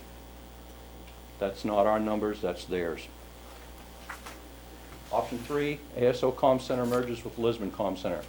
Capital improvement dollars using the $375,000 Androscoggin estimate for equipment upgrades and other needs into a building that is designed for growth and has little cost to prepare for same. That's using their numbers to bring their stuff, their system here. Also, the capital improvement costs are shared between county and Lisbon.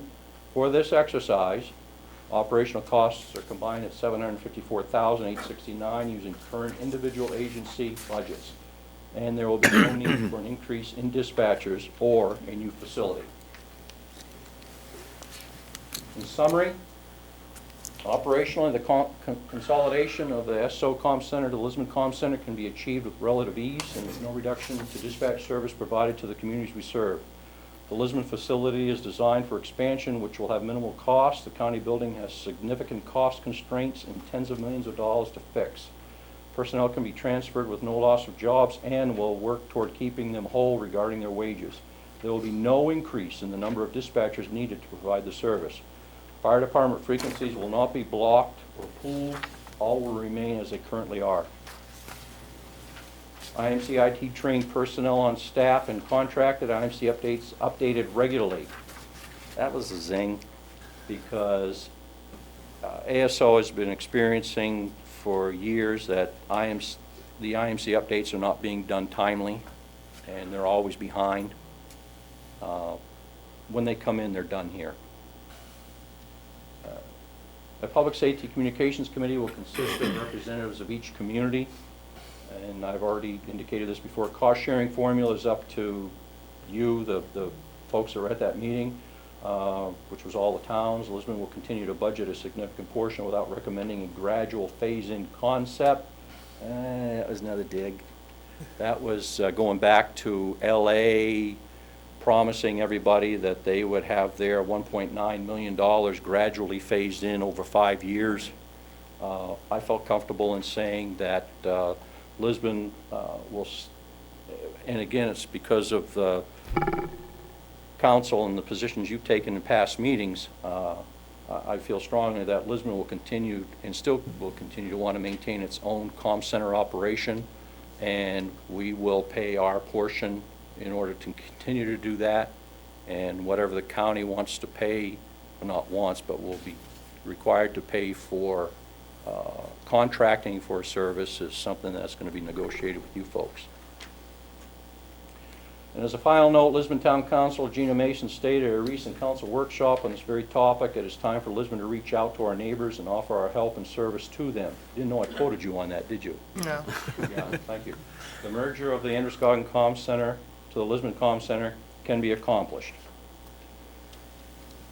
Some budget numbers which are eye-openers, because there is a rub between communities within Androscoggin County. The ASO Comm Center budget is $525,515. Their total calls for service in 2010 was 23,434, which gives a cost per call for service of $22.43.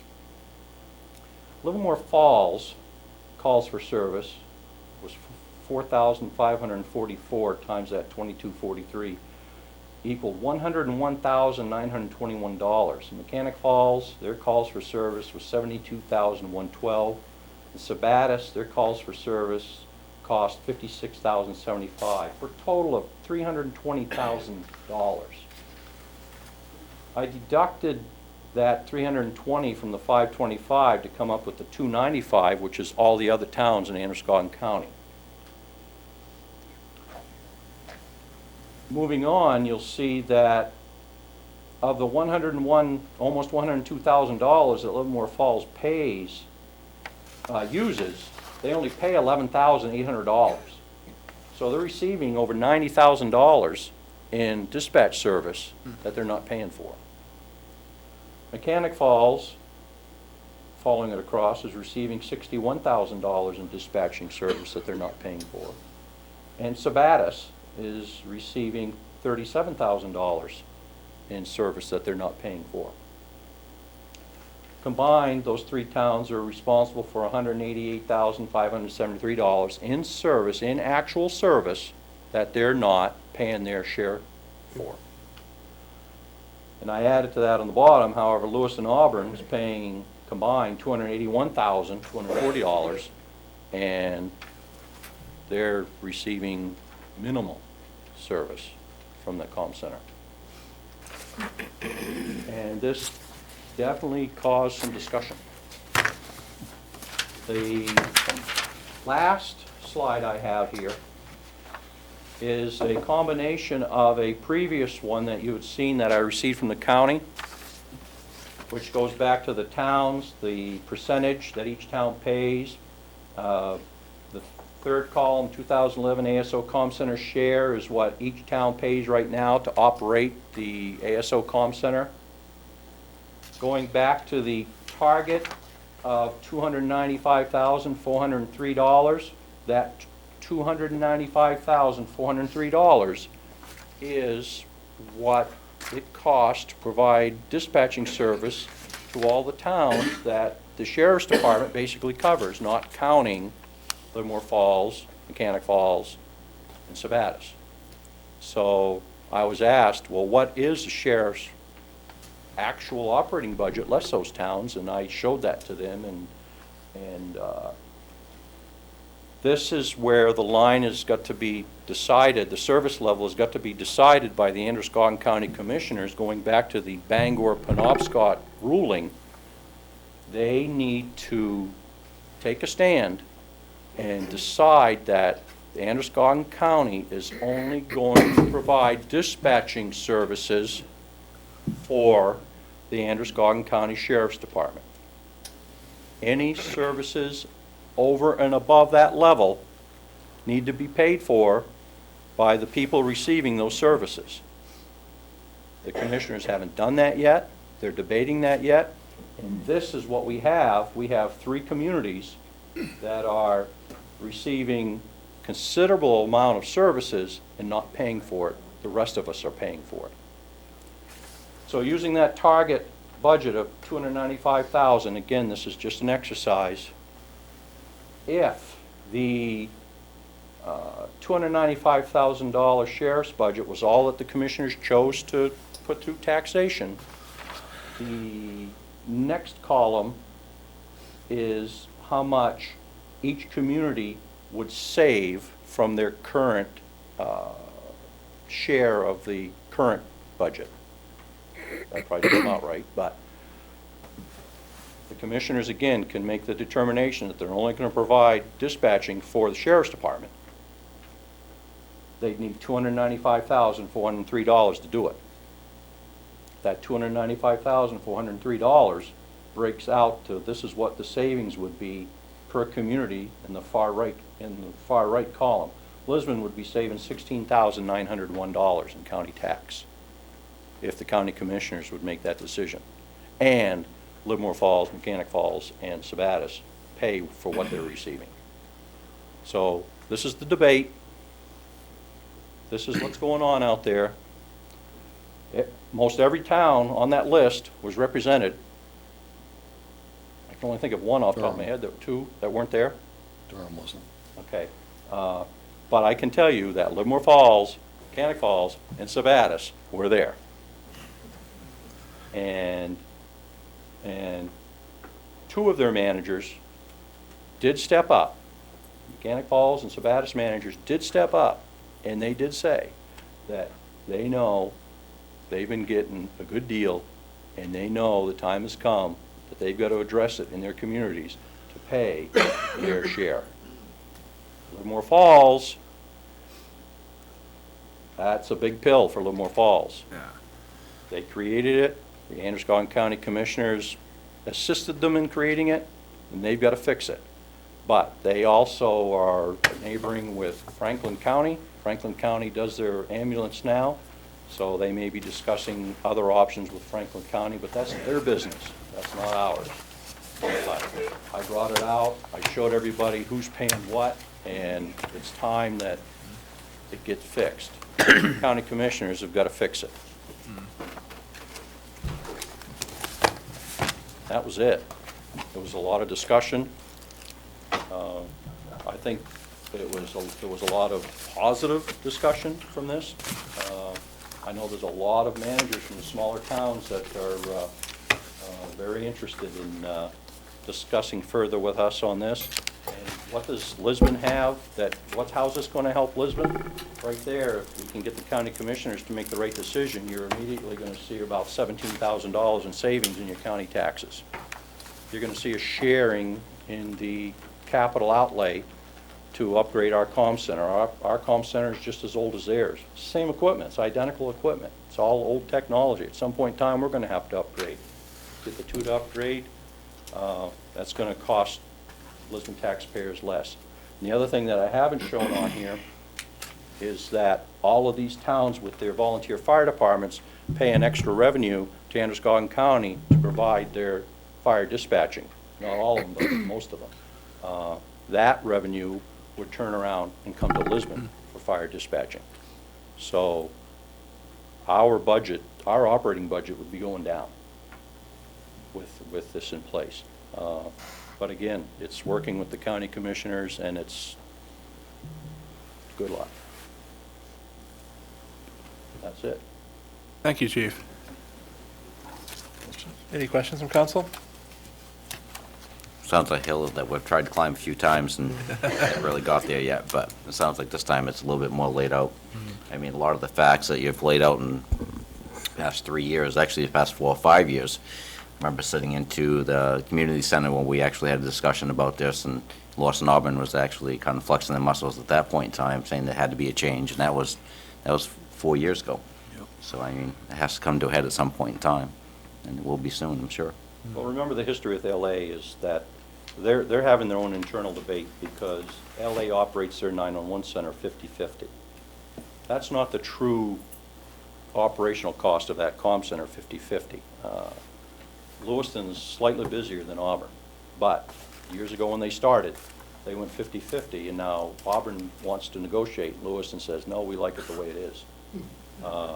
So the next step was Auburn started pushing for Androscoggin County to take over the LA 911 center and the total $1.9 million budget. And it's just gone from there, and all the smaller towns are fighting it.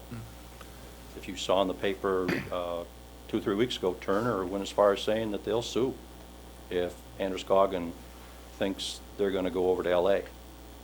And I know that, again, there's state legislators that are watching this very closely, because it may take some type of state action, if at all possible, to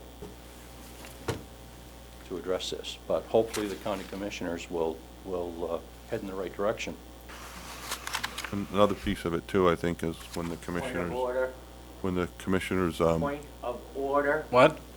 point of order. Yes, what's your point of order? Pass that out to the... You don't have the floor, Larry. You don't have the floor. I have to define my point of order. You define your point of order and then move on. I'm not giving you the floor. Okay. You want me to stand here or sit down? Just go ahead. Councilor Boyd should not be allowed to participate in any discussion on a consolidated communications center.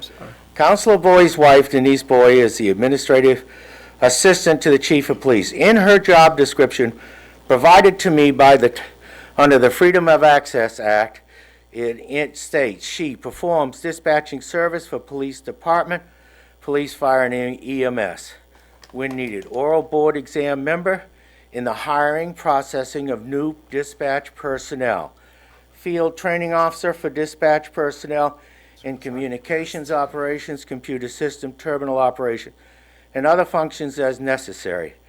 Also in her job description, she enables the Lisbon Police Department dispatchers are familiar with the need for quality control, accuracy and completion, schedules users for terminal operations certifications and recertification.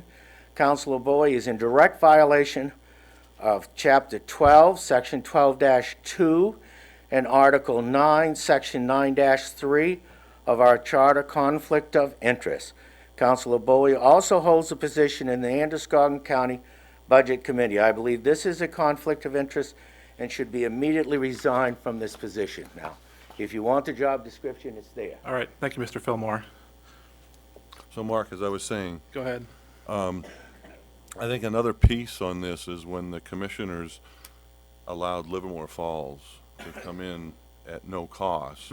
That really upset Lewiston and Auburn, which has further fueled the fire in all of these discussions and driving all this pushback and everything. Because once they did that, right, they've opened the door for Lewiston and Auburn to say, okay, you do my dispatching as well at no cost, right? So basically saying, you just take over our operations and dispatch for us, which, you know, Wouldn't happen. ASO can't do, right? Yeah, and it's my understanding too that if the county took over the LA 911, there'd be a significant increase in county tax to cover that. Am I correct? Yeah, for At 500,000 a to $1.9 million operating budget to the county tax. Yes. And take our 7 and some odd % added to that. It'd be Yes, go drastic.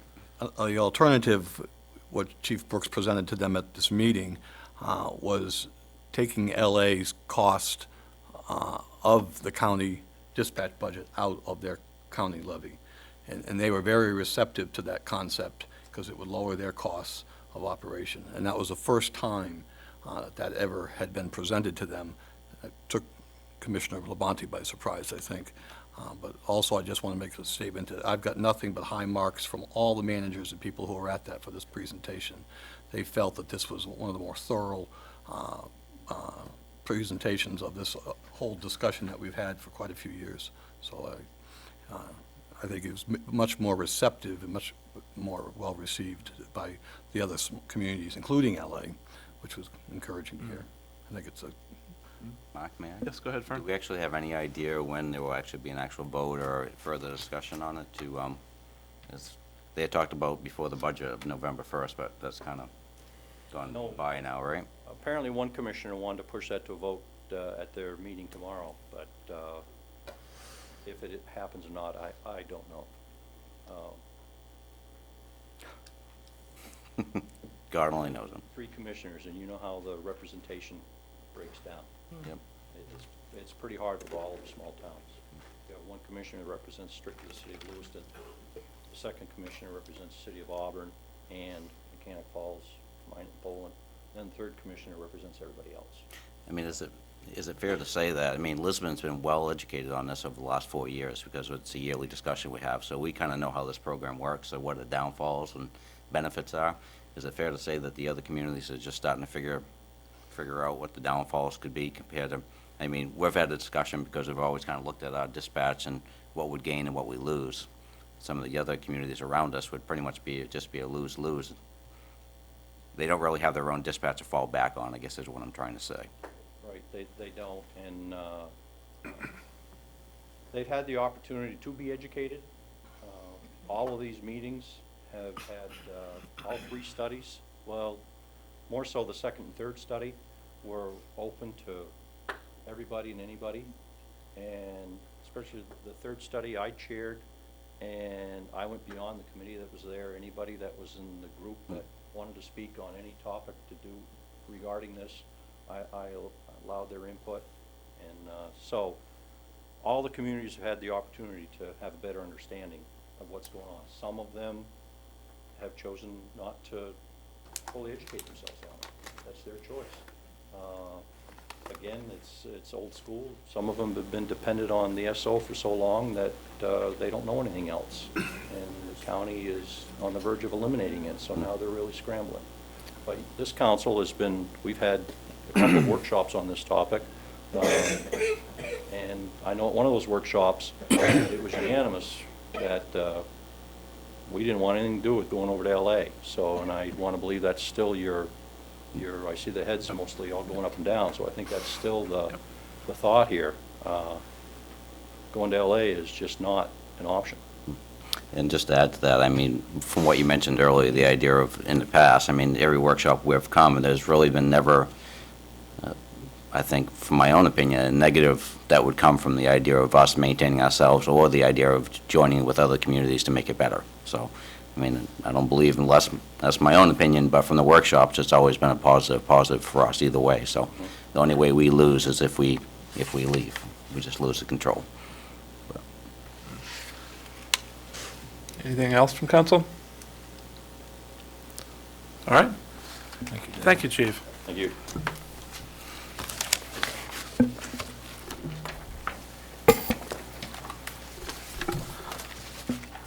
And our next item, Parla? Is Western Maine Transportation Services? Or did you We put wanna this move here it? in the under other business.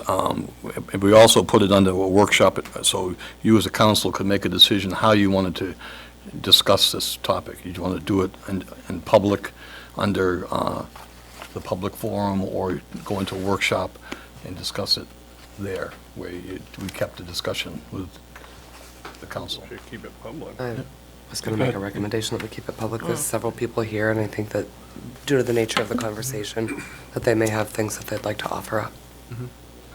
I agree with that. Anyone else have opinions?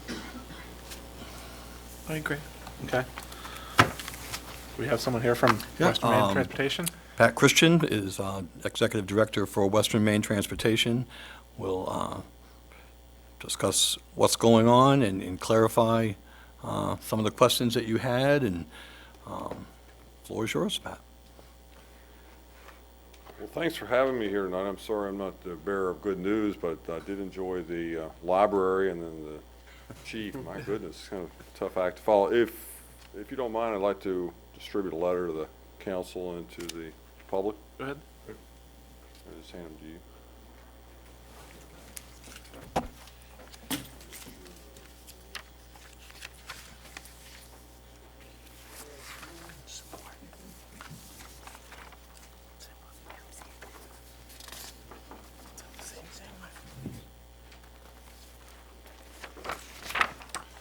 I don't think there's a need for me to read it to you, but I would like to hit some of the salient points. My name's Pat Christian. I'm the General Manager of Western Maine Transportation Services. Western Maine is a nonprofit public transportation provider operating in Androscoggin, Oxford, and Franklin counties.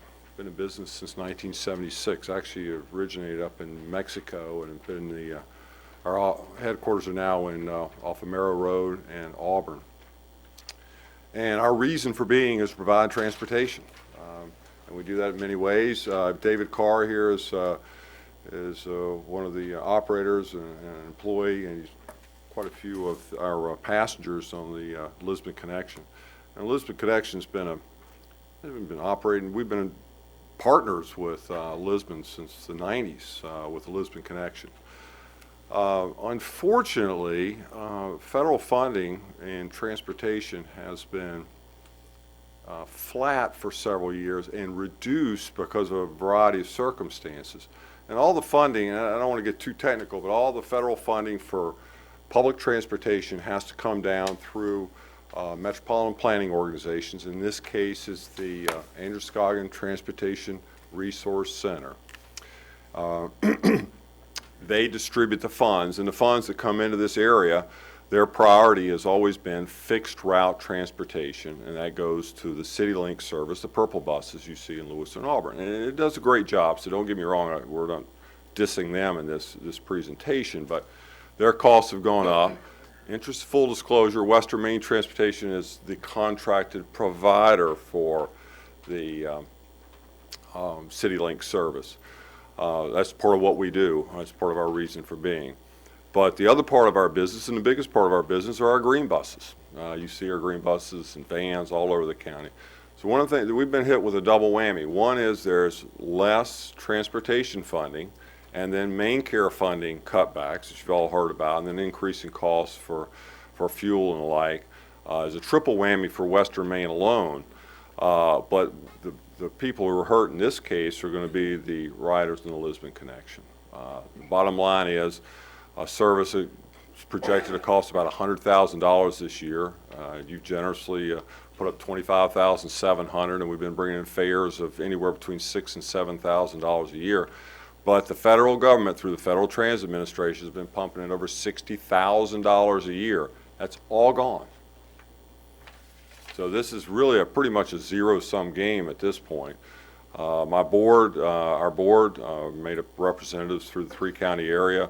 You're not the only ones that are being affected. Our trips out of Buckfield, Andover, West Paris, other paratransit trips in the Lewiston Auburn area have all been cut. We're probably saw in the advertisement in Sunday's paper, we've had to raise fares throughout, and I heard from some of the folks here that raising fares is an option. The problem is none of this is going to be enough to be able to sustain the service. Even if we cut it back to 2 trips a day, a lot of people are going to be hurt even at 2 trips a day, but even at 2 trips a day, the service is not sustainable when you've lost 60% of your funding. Only $6.50 out of every $100 comes from the fare box. You bring in another 25, but the other $60 out of the 100. So bottom line is the service currently is not sustainable. Now, if transportation funding were to be, I won't make this promise because I don't know, but if perchance funding does get resumed in the area, then we can come back and talk. But until that time, there's not any money. Okay. Open to questions. I'm sure some other people might have. I don't know your format because this is an agenda item as opposed to a workshop, so I'm a little unfamiliar as to what, if any, next steps. Do any councilors have questions? I'm here and available to answer anything. Go ahead, Fern. Sorry, I missed part of that, but I guess one of my questions would be is how are the other communities actually, what's their action that they're taking and what they're not taking? I mean, have you seen some communities do different steps to try to maintain it or Well, the results haven't been seen yet. We annually go to all the communities to ask for contributions to their service. I think that each of them may feel differently come this spring when we come to them and ask for contributions because their services will have been either effectively raised or cut in that time. So I don't know exactly what the answer to that is, but it's kind of dire for everybody. Have smaller units been considered in trying to savings for the transportation as far as the large buses that aren't necessarily being used or fully being used to maybe scaling down to a smaller vehicle to make it a little bit more inexpensive? Well, that's a good point. And David was at we had a driver's meeting last week, and we've actually I wouldn't say mothballed, but some of our bigger buses aren't seeing as many miles. We've gotten some newer buses that are more fuel efficient through grants. So yeah, we're actually using smaller buses on a lot of our runs right now, and then everything we can do in vans, we're actually doing in smaller on vans now too. So to try to save fuel costs. It's necessary for our people of our community, and we've got to try to find a way to keep this operational. Well, it's terribly necessary, as you've heard from these folks. I mean, our job, our business is transport people. And it's not easy to go out and tell them that they made a life around the bus service. And although the service isn't heavily used, it's important to the people who are using it. And they're the ones who are negatively affected because they build work trips, social trips, education trips, all that around the bus service. And it becomes unfortunate when the bus service that they've become to depend on just is not in a financial position to sustain itself right now.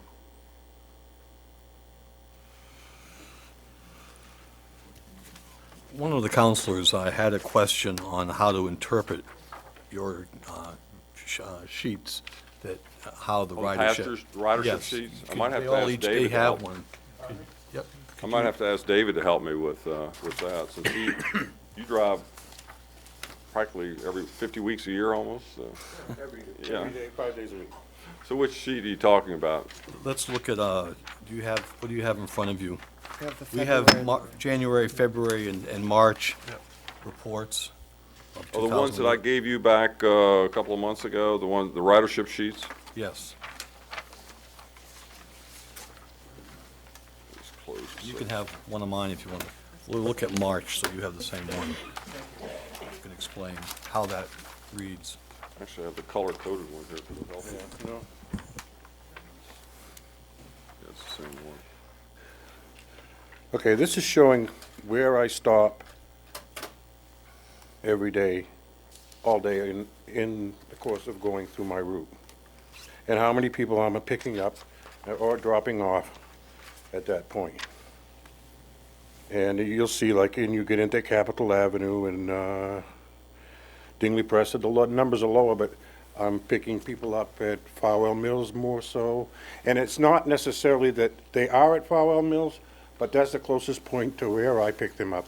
They may be down the road a ways either way, or whatever, but this is just a generalized position of where I pick them up and drop them off. So just so we make sure we're clear, the left-hand side are aggregates for the month, and the right-hand column are the daily numbers. Right? 'Cause Yes. Yes. Yeah, 29 that day, 27 that day, and so on through. And that includes pickups and drop-offs. Yes. So that means that a person is getting on at one point, I bring them in town, and later on, I'll pick them back up and bring them back out. So, you know, if out of 24, it may be 12 people.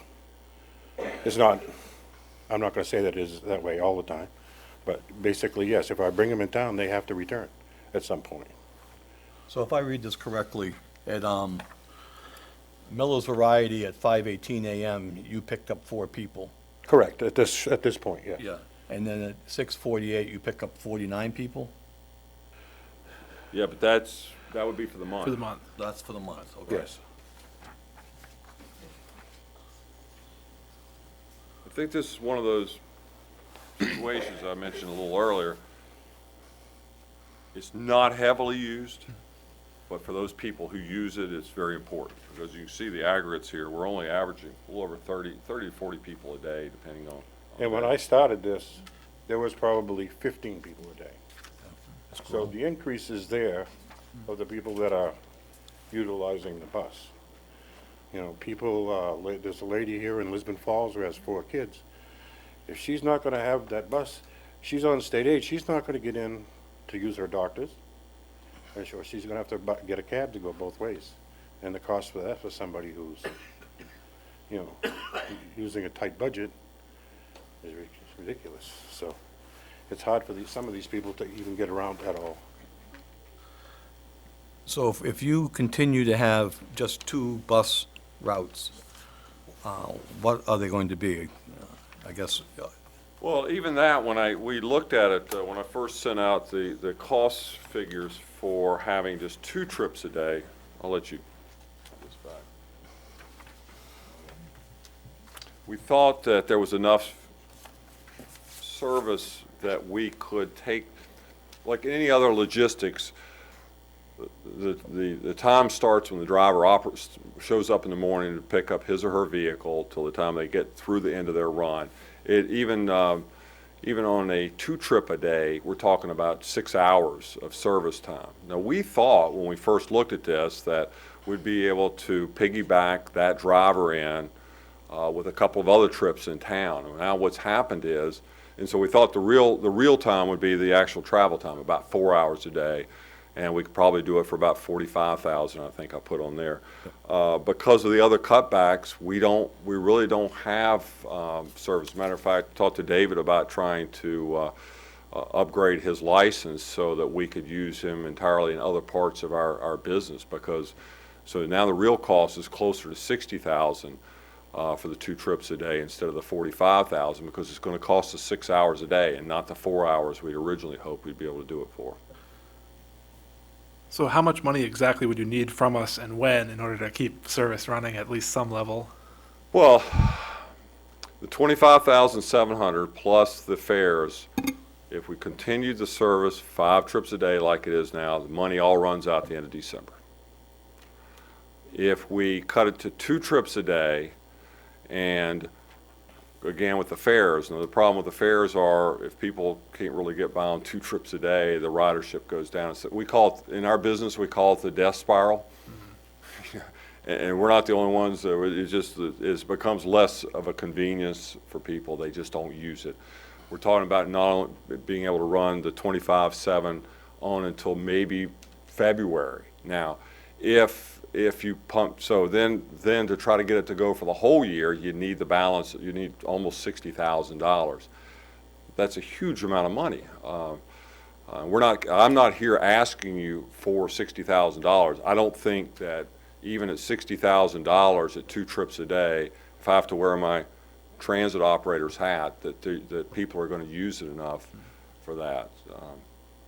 That's the hard reality. To answer your question is, I don't know if you have enough money to make this service run. And I don't mean that in a derogatory way. It's just the facts of when you lose $60,000 from the Fed, it's hard to make it up in any fashion, even with reduced service, and reduced service starts the death spiral. I have a couple of questions. Your letter talks about the federal transportation funding and then the cutbacks in main care, the main care transportation reimbursement or funding. So are you saying that these 2 separate pots of money, if you will, the federal transportation funding and main care, help to subsidize what we pay? No, what I was talking about in that paragraph is the impact on Western Maine itself. If we had any extra funding to keep this going, or even to contribute to the overhead, we would. Right now, we're in a pretty dire but we're not the only ones. Every operator in the state is going through the same thing. We're all having to, again, we had all our operators and and our drivers and customer service folks, and we had them in and said, these are the cutbacks. Here's what we're looking. We're not replacing people. We're using smaller vehicles alike. My point is that Western Maine itself cannot contribute. We kind of hope to, through overhead, we'd be able to help assistance somewhat, but we don't have any funding right now. So I kind of want to shift gears then to the notices, the public notices that we're looking at. If I look at some of at the top of it, you're talking about adult riders from 0 to 25 miles as a $3 fare, but when you look at what is written for the fare increases that you're proposing for January 1st, the increase for Lisbon connection fares would only be $1.50. Would there be some assistance there if the fare went higher than $1.50? Well, what I did there, and I don't have the notice in front of me, is in order to meet federal guidelines, we had to put out a notice letting people know that that there's potential for elimination of service increases. Right now, the service is only $1 and is no charge for certain other groups here. I put this in here because if you decided you wanted to try to maintain the service, you might want to consider at least having the same fare as the CityLink service, which you're most closely tied to. There's nothing to say you couldn't go to $2 or $3. As a matter of fact, some of the outer areas, when the 25 to 50 miles, as you pointed out, they're either $7.50. By law, we have to only charge half the full rate for seniors and those who are on disability. So I'm not sure I'm answering your question. There's nothing to preclude you from setting any fare you wanted as long as you went through the public notice part of this. I just have a question about, I mean, there are people in the audience that did mention increases in fares, and I'm not sure if there's been any consideration given to how much they would be willing to increase it, and if we could look at how many people are affected by that amount of increase to see what we're really talking about for dollars. Would it be worthwhile just to ask what they would have to increase to actually make it work? I mean, that seems like it's the bigger divide. I mean, would it? Right. It would have to be quite a substantial increase to actually, I mean, pretty much what you are putting out is pretty dire, like you mentioned. Basically what you're stating is we're on life support, and basically the end's going to be near as far as for services for what we have for funds. And to keep it going, if you were looking at just fare increases, it's really not enough that you can increase this to make it practical, because if you were, it'd be cheaper for someone to take a taxi in a sense, or Well, that's the unfortunate part about public transportation, and almost any transportation. It's heavily subsidized for a lot of good reasons.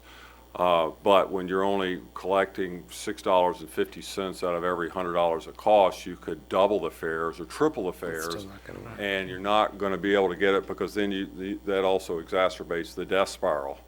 And so you've got this kind of sticky situation where the more you charge to try to make it up, the less people can use it. So I've never seen that there's a point where you'll ever collect enough money to make a public transit service. I think, for instance, the CityLink service, they're maybe collecting a good day 15 or 20% of the cost.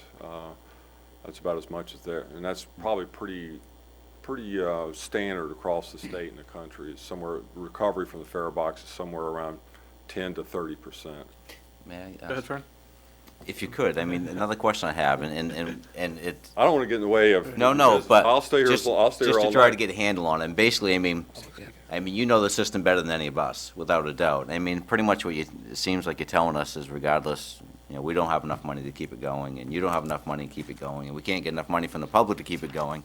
So, I mean, is there a good alternative? I mean, is there a solution? I mean, besides the idea of trying to cut services back, and besides the idea of finding the money to keep this going magically, is there a solution for this? I mean, I hate to keep throwing things around if someone of yourself that knows it best didn't have at least an idea what type of process we'd go through to make it work, I guess. Well, and I appreciate you asking that question.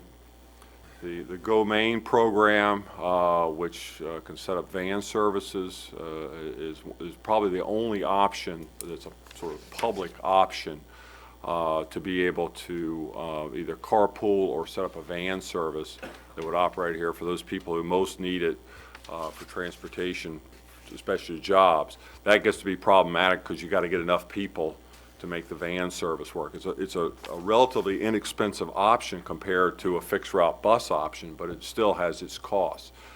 Do I have any? Steve got in touch with Congressman Michaud's office, and we'll try to work that angle. But right now, I don't have any magic. There's no magic elixir out there that would make this work that I know of. And it's very disappointing to say that, because this service has been running for a long time, and it affects a lot of people. I just don't have any answers with that kind of money going away. I don't have any answer for how we can sustain the service currently. Appreciate that. Do we know or is there a way to identify of the users of the transportation service, kind of like what types of users are, how many of them do we have that are riding that are getting back and forth to work? How many of them are going just to shop? how many of them are doing it for, say, groceries, or how many of them are doing it for doctor's visits or stuff like that?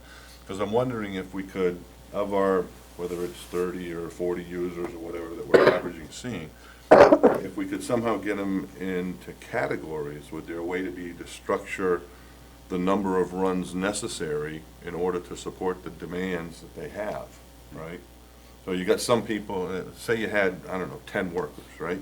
You might be able to run a van 5 days a week. And what does that cost compared to people that need to shop? Could we get the schedule of shops on 1 or 2 days a week, right? You know, if you knew the plan and you knew what you could do, right, you could, you know, plan your time more appropriately. So I'm just wondering if there's a way to category. I mean, it's not like we have 1,000 people riding all the time or anything like that. So where we have. Be okay if we had 1,000.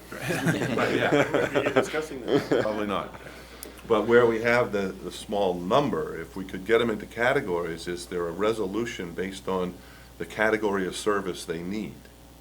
And can we get that within some type of funding mechanism that maybe isn't, it may not still be the money we're giving you, the 26,000 or whatever, but it may not be the need to cover the full 60 or whatever, right? And you may or may not have to adjust fares for that. I'm just wondering if that's ever been looked at or thought about being looked at to try and devise a solution.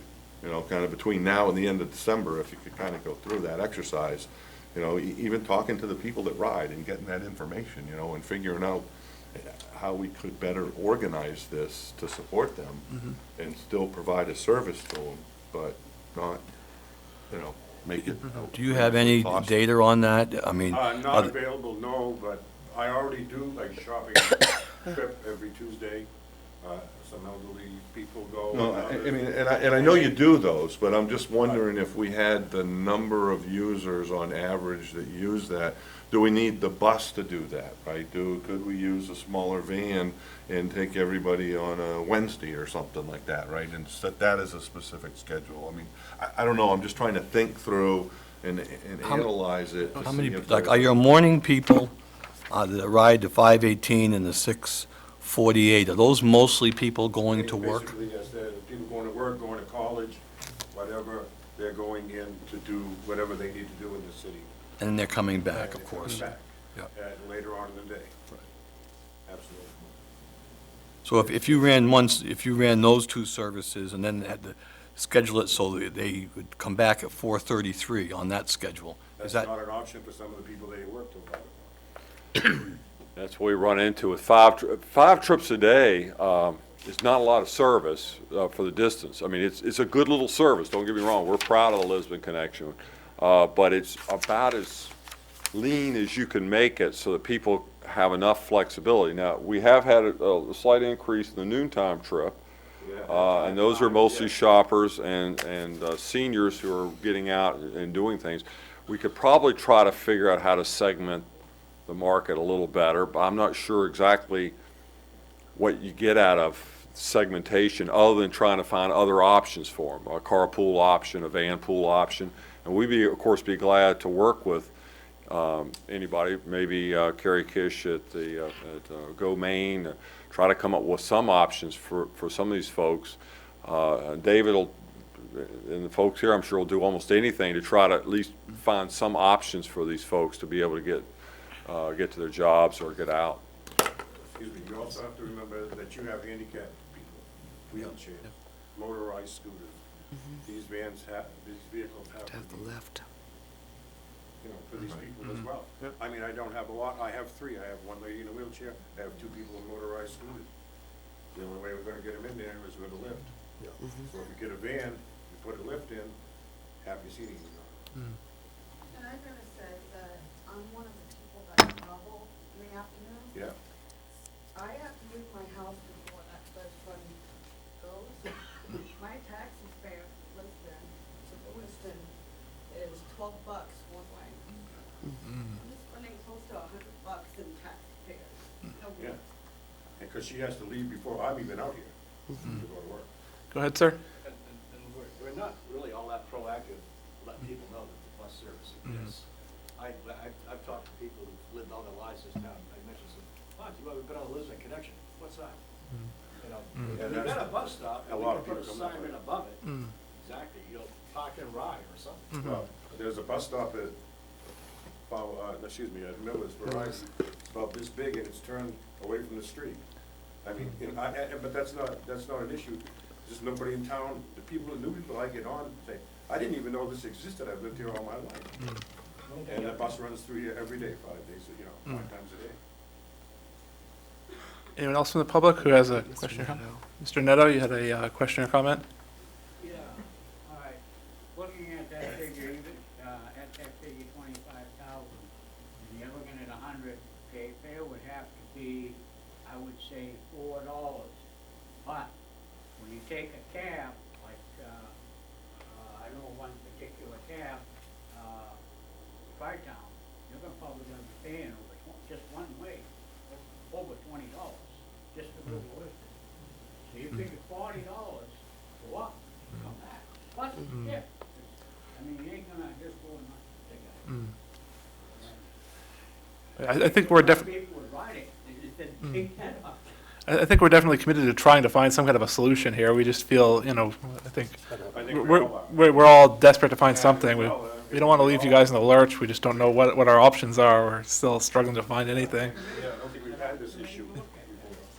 Do you have a van now and service at Public Works that could be controlled? No, not currently. School department has vans, but they're used pretty regularly. And we've talked about, the council has talked briefly on the side about looking at that and asking me to put together proposals, and I wanted to wait until we had this conversation. I'm also waiting to hear from Congressman Michaud's office. I have spoken to that office, and they've sent it down to Washington to find out what they can do to help us. And they're hoping to have some information to us today, but they didn't have it, so I'm sure they'll get back. They always do, but. So you're looking for additional grant money, is that what you're saying? Well, I'm just looking for additional money. It doesn't necessarily be grant. I'll take anything. I was gonna say grant money would be good, though. It's just we're trying to work through the system that took the money, or cut the money, and try to find, I know Congressman Michaud's on the Transportation Committee in Washington, and that's where he has quite a bit of influence, so we'll explain the dilemma that Western Maine and many other places are going through in Maine, and we're trying to encourage people to use public transportation, but at the same time, we're taking funding away. Doesn't make a lot of sense, Some people have no other option. They have That's no true. other No. option. They have to have public. So, So yeah, if we can try to. we're working on it, and council has given me some direction to kind of probe into other alternatives, so we're exploring that. We need to look into trying to find a van, or something, if we can do something, at least to get by, bare bones. If I can get an idea of ridership and who's doing what. Yes, go ahead. We'll keep Go ahead. working. Well, there's one thing I think everybody needs to realize, having fooled around with railroads and such for many years, you never make any money hauling passengers, period. Amtrak loses money, the railroads before lose money, the bus companies lose money, the taxi cabs, they lose money. You never get any profit hauling passengers. It's in the equation. Somehow you have to figure out a way to make up the difference. Anyone else would like to comment on this? Yes, go ahead, sir. Well, perhaps there's somebody in some of the business now, the cab service we have now, that could be incorporated somehow. In partnership with the city, town, to provide that kind of service. Right, I know, Community Concepts, I believe, in Yeah, Lewiston that's, does vans and Council stuff. Boyd and I talked before the meeting, and he made some recommendations on the service in Brunswick that might, so I'm gonna contact them. It's a taxi service that does quite a broad range, I guess, of things besides just taxi. So I'll touch base with them as well, looking at alternatives, but I'll also work with Pat and his group. Now, Brunswick has their own bus service, correct? I couldn't tell you if they have their own. I don't know. I've never seen houses. Go ahead. Couldn't tell you. I believe it's just in town. Yeah, it's just in town. Right. I can certainly call you. They're the same type of agency as Western Maine, though. Coastal Trans is like a Western Maine transportation just for the mid-coast area. Brother system. Yeah. But that's a small service that is operated and subsidized by the continue to work with the customers, see if we can come up with some options. I thought it was important, Steve and I talked about this, for you to understand sort of the dire situation, through no one's fault, we're in. Right, yeah, we really don't want to leave these people in the lurch. I can see what they really needed. Anyone else in the public has any questions or comments on this issue? Go ahead. When is this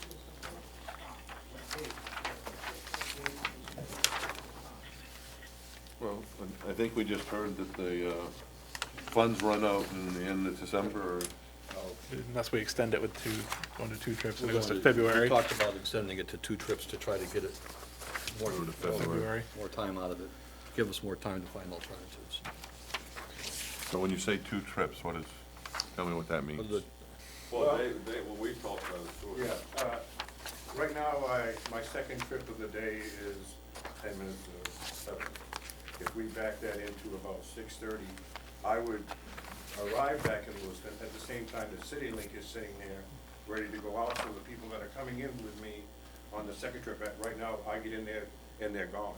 So it's a 45-minute wait for people standing around. So if we backed it up to, say, 6:30 in the morning, or 25 minutes out, whatever, I can get myself in there, and they can connect up with CityLink to go off and do what they need to do. And then again, we leave, the next one would have to be at 5:15, giving the option to these people to get out of school, get out of work, whatever they need to do, to get themselves back there. But what that does, that's gonna cut your ridership down to it's a long day for somebody to hang around in town. If you've got 4 kids, your bus station has no place to take them. So you're gonna have to find, they have no other ridership. The third option would be put in the middle run. That would give the people time in the morning to come back out here and get themselves back, especially with the kids, that you don't wanna hang around town. And also people that go in for second shift or whatever will ride the middle run instead of the last one at night. Yeah. Yes, sir, go ahead. I don't know if the state can be of any help to you all, but feel free to let me know if state offices can do anything for you. Thank you.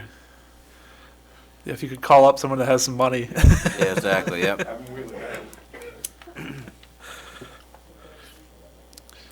Well, thank you, sir. I appreciate that. We'll try to keep in touch and see if we can find out something that'll work. Dave, Good night. thanks. Thank you. Thank you. Thank you.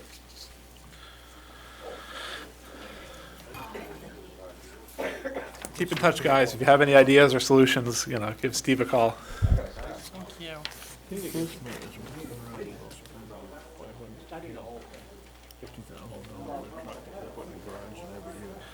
We can't help our citizens to do other things.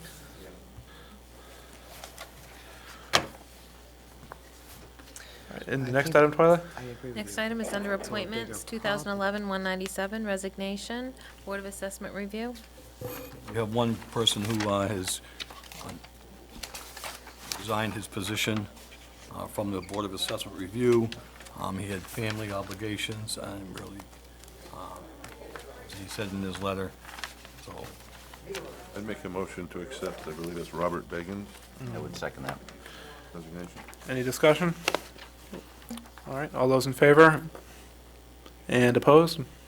Order passed, 7-0. And our, Yes, yes, where go we ahead, are at that, do we need to get someone fairly We soon? need to, yeah, well, we need to get somebody Yep. on board Okay. ASAP. All right. So we'll put it out there. And the next item, Twyla? Counselor Communications. All right, any counselor communications? Anyone have anything to add? All right. I think we had a rough weekend here. We all came through with the October snow, and I didn't enjoy that any more than anybody else did. But I think our public works and police and all those people held up well and got through the difficult situation there. And hopefully we won't have that repeated again in the future. It's been 30 years since we had snow in October in Maine. I have one quick thing we Go ahead. learned today at the Moxie meeting. Stephen King's new book comes out a week from today, And it's kind of interesting. We got the excerpt from the book. I'm not a big Stephen King fan, but I read the excerpt this afternoon. It was very interesting. Crafts Auto was mentioned in there. Lisbon High School Moxie Days is in quite detail. And Frankie Anicetti, who is very proud that he's mentioned in that book, and his dad, and just kind of the beginning. It was the beginning of the book. It was just kind of fun, and hey, maybe Moxie will get some press out of it in the town of Lisbon. So. Good. Anyone else? Yeah, actually, I just have one other comment. I was going to let it go, but we're all being held to standards of following the town council working rules for months and months and months. And while I have no issue with a member of the community calling a point of order and being allowed to speak, I do have an issue with the people of the community being disrespectful to either the council or to the employees of the town. And I think that when Twyla was ordered to hand out the copies of the applications tonight, she was spoke to disrespectfully. So the point of order is well taken, but we also have a job to protect ourselves and the employees of the town. That's all I have to say.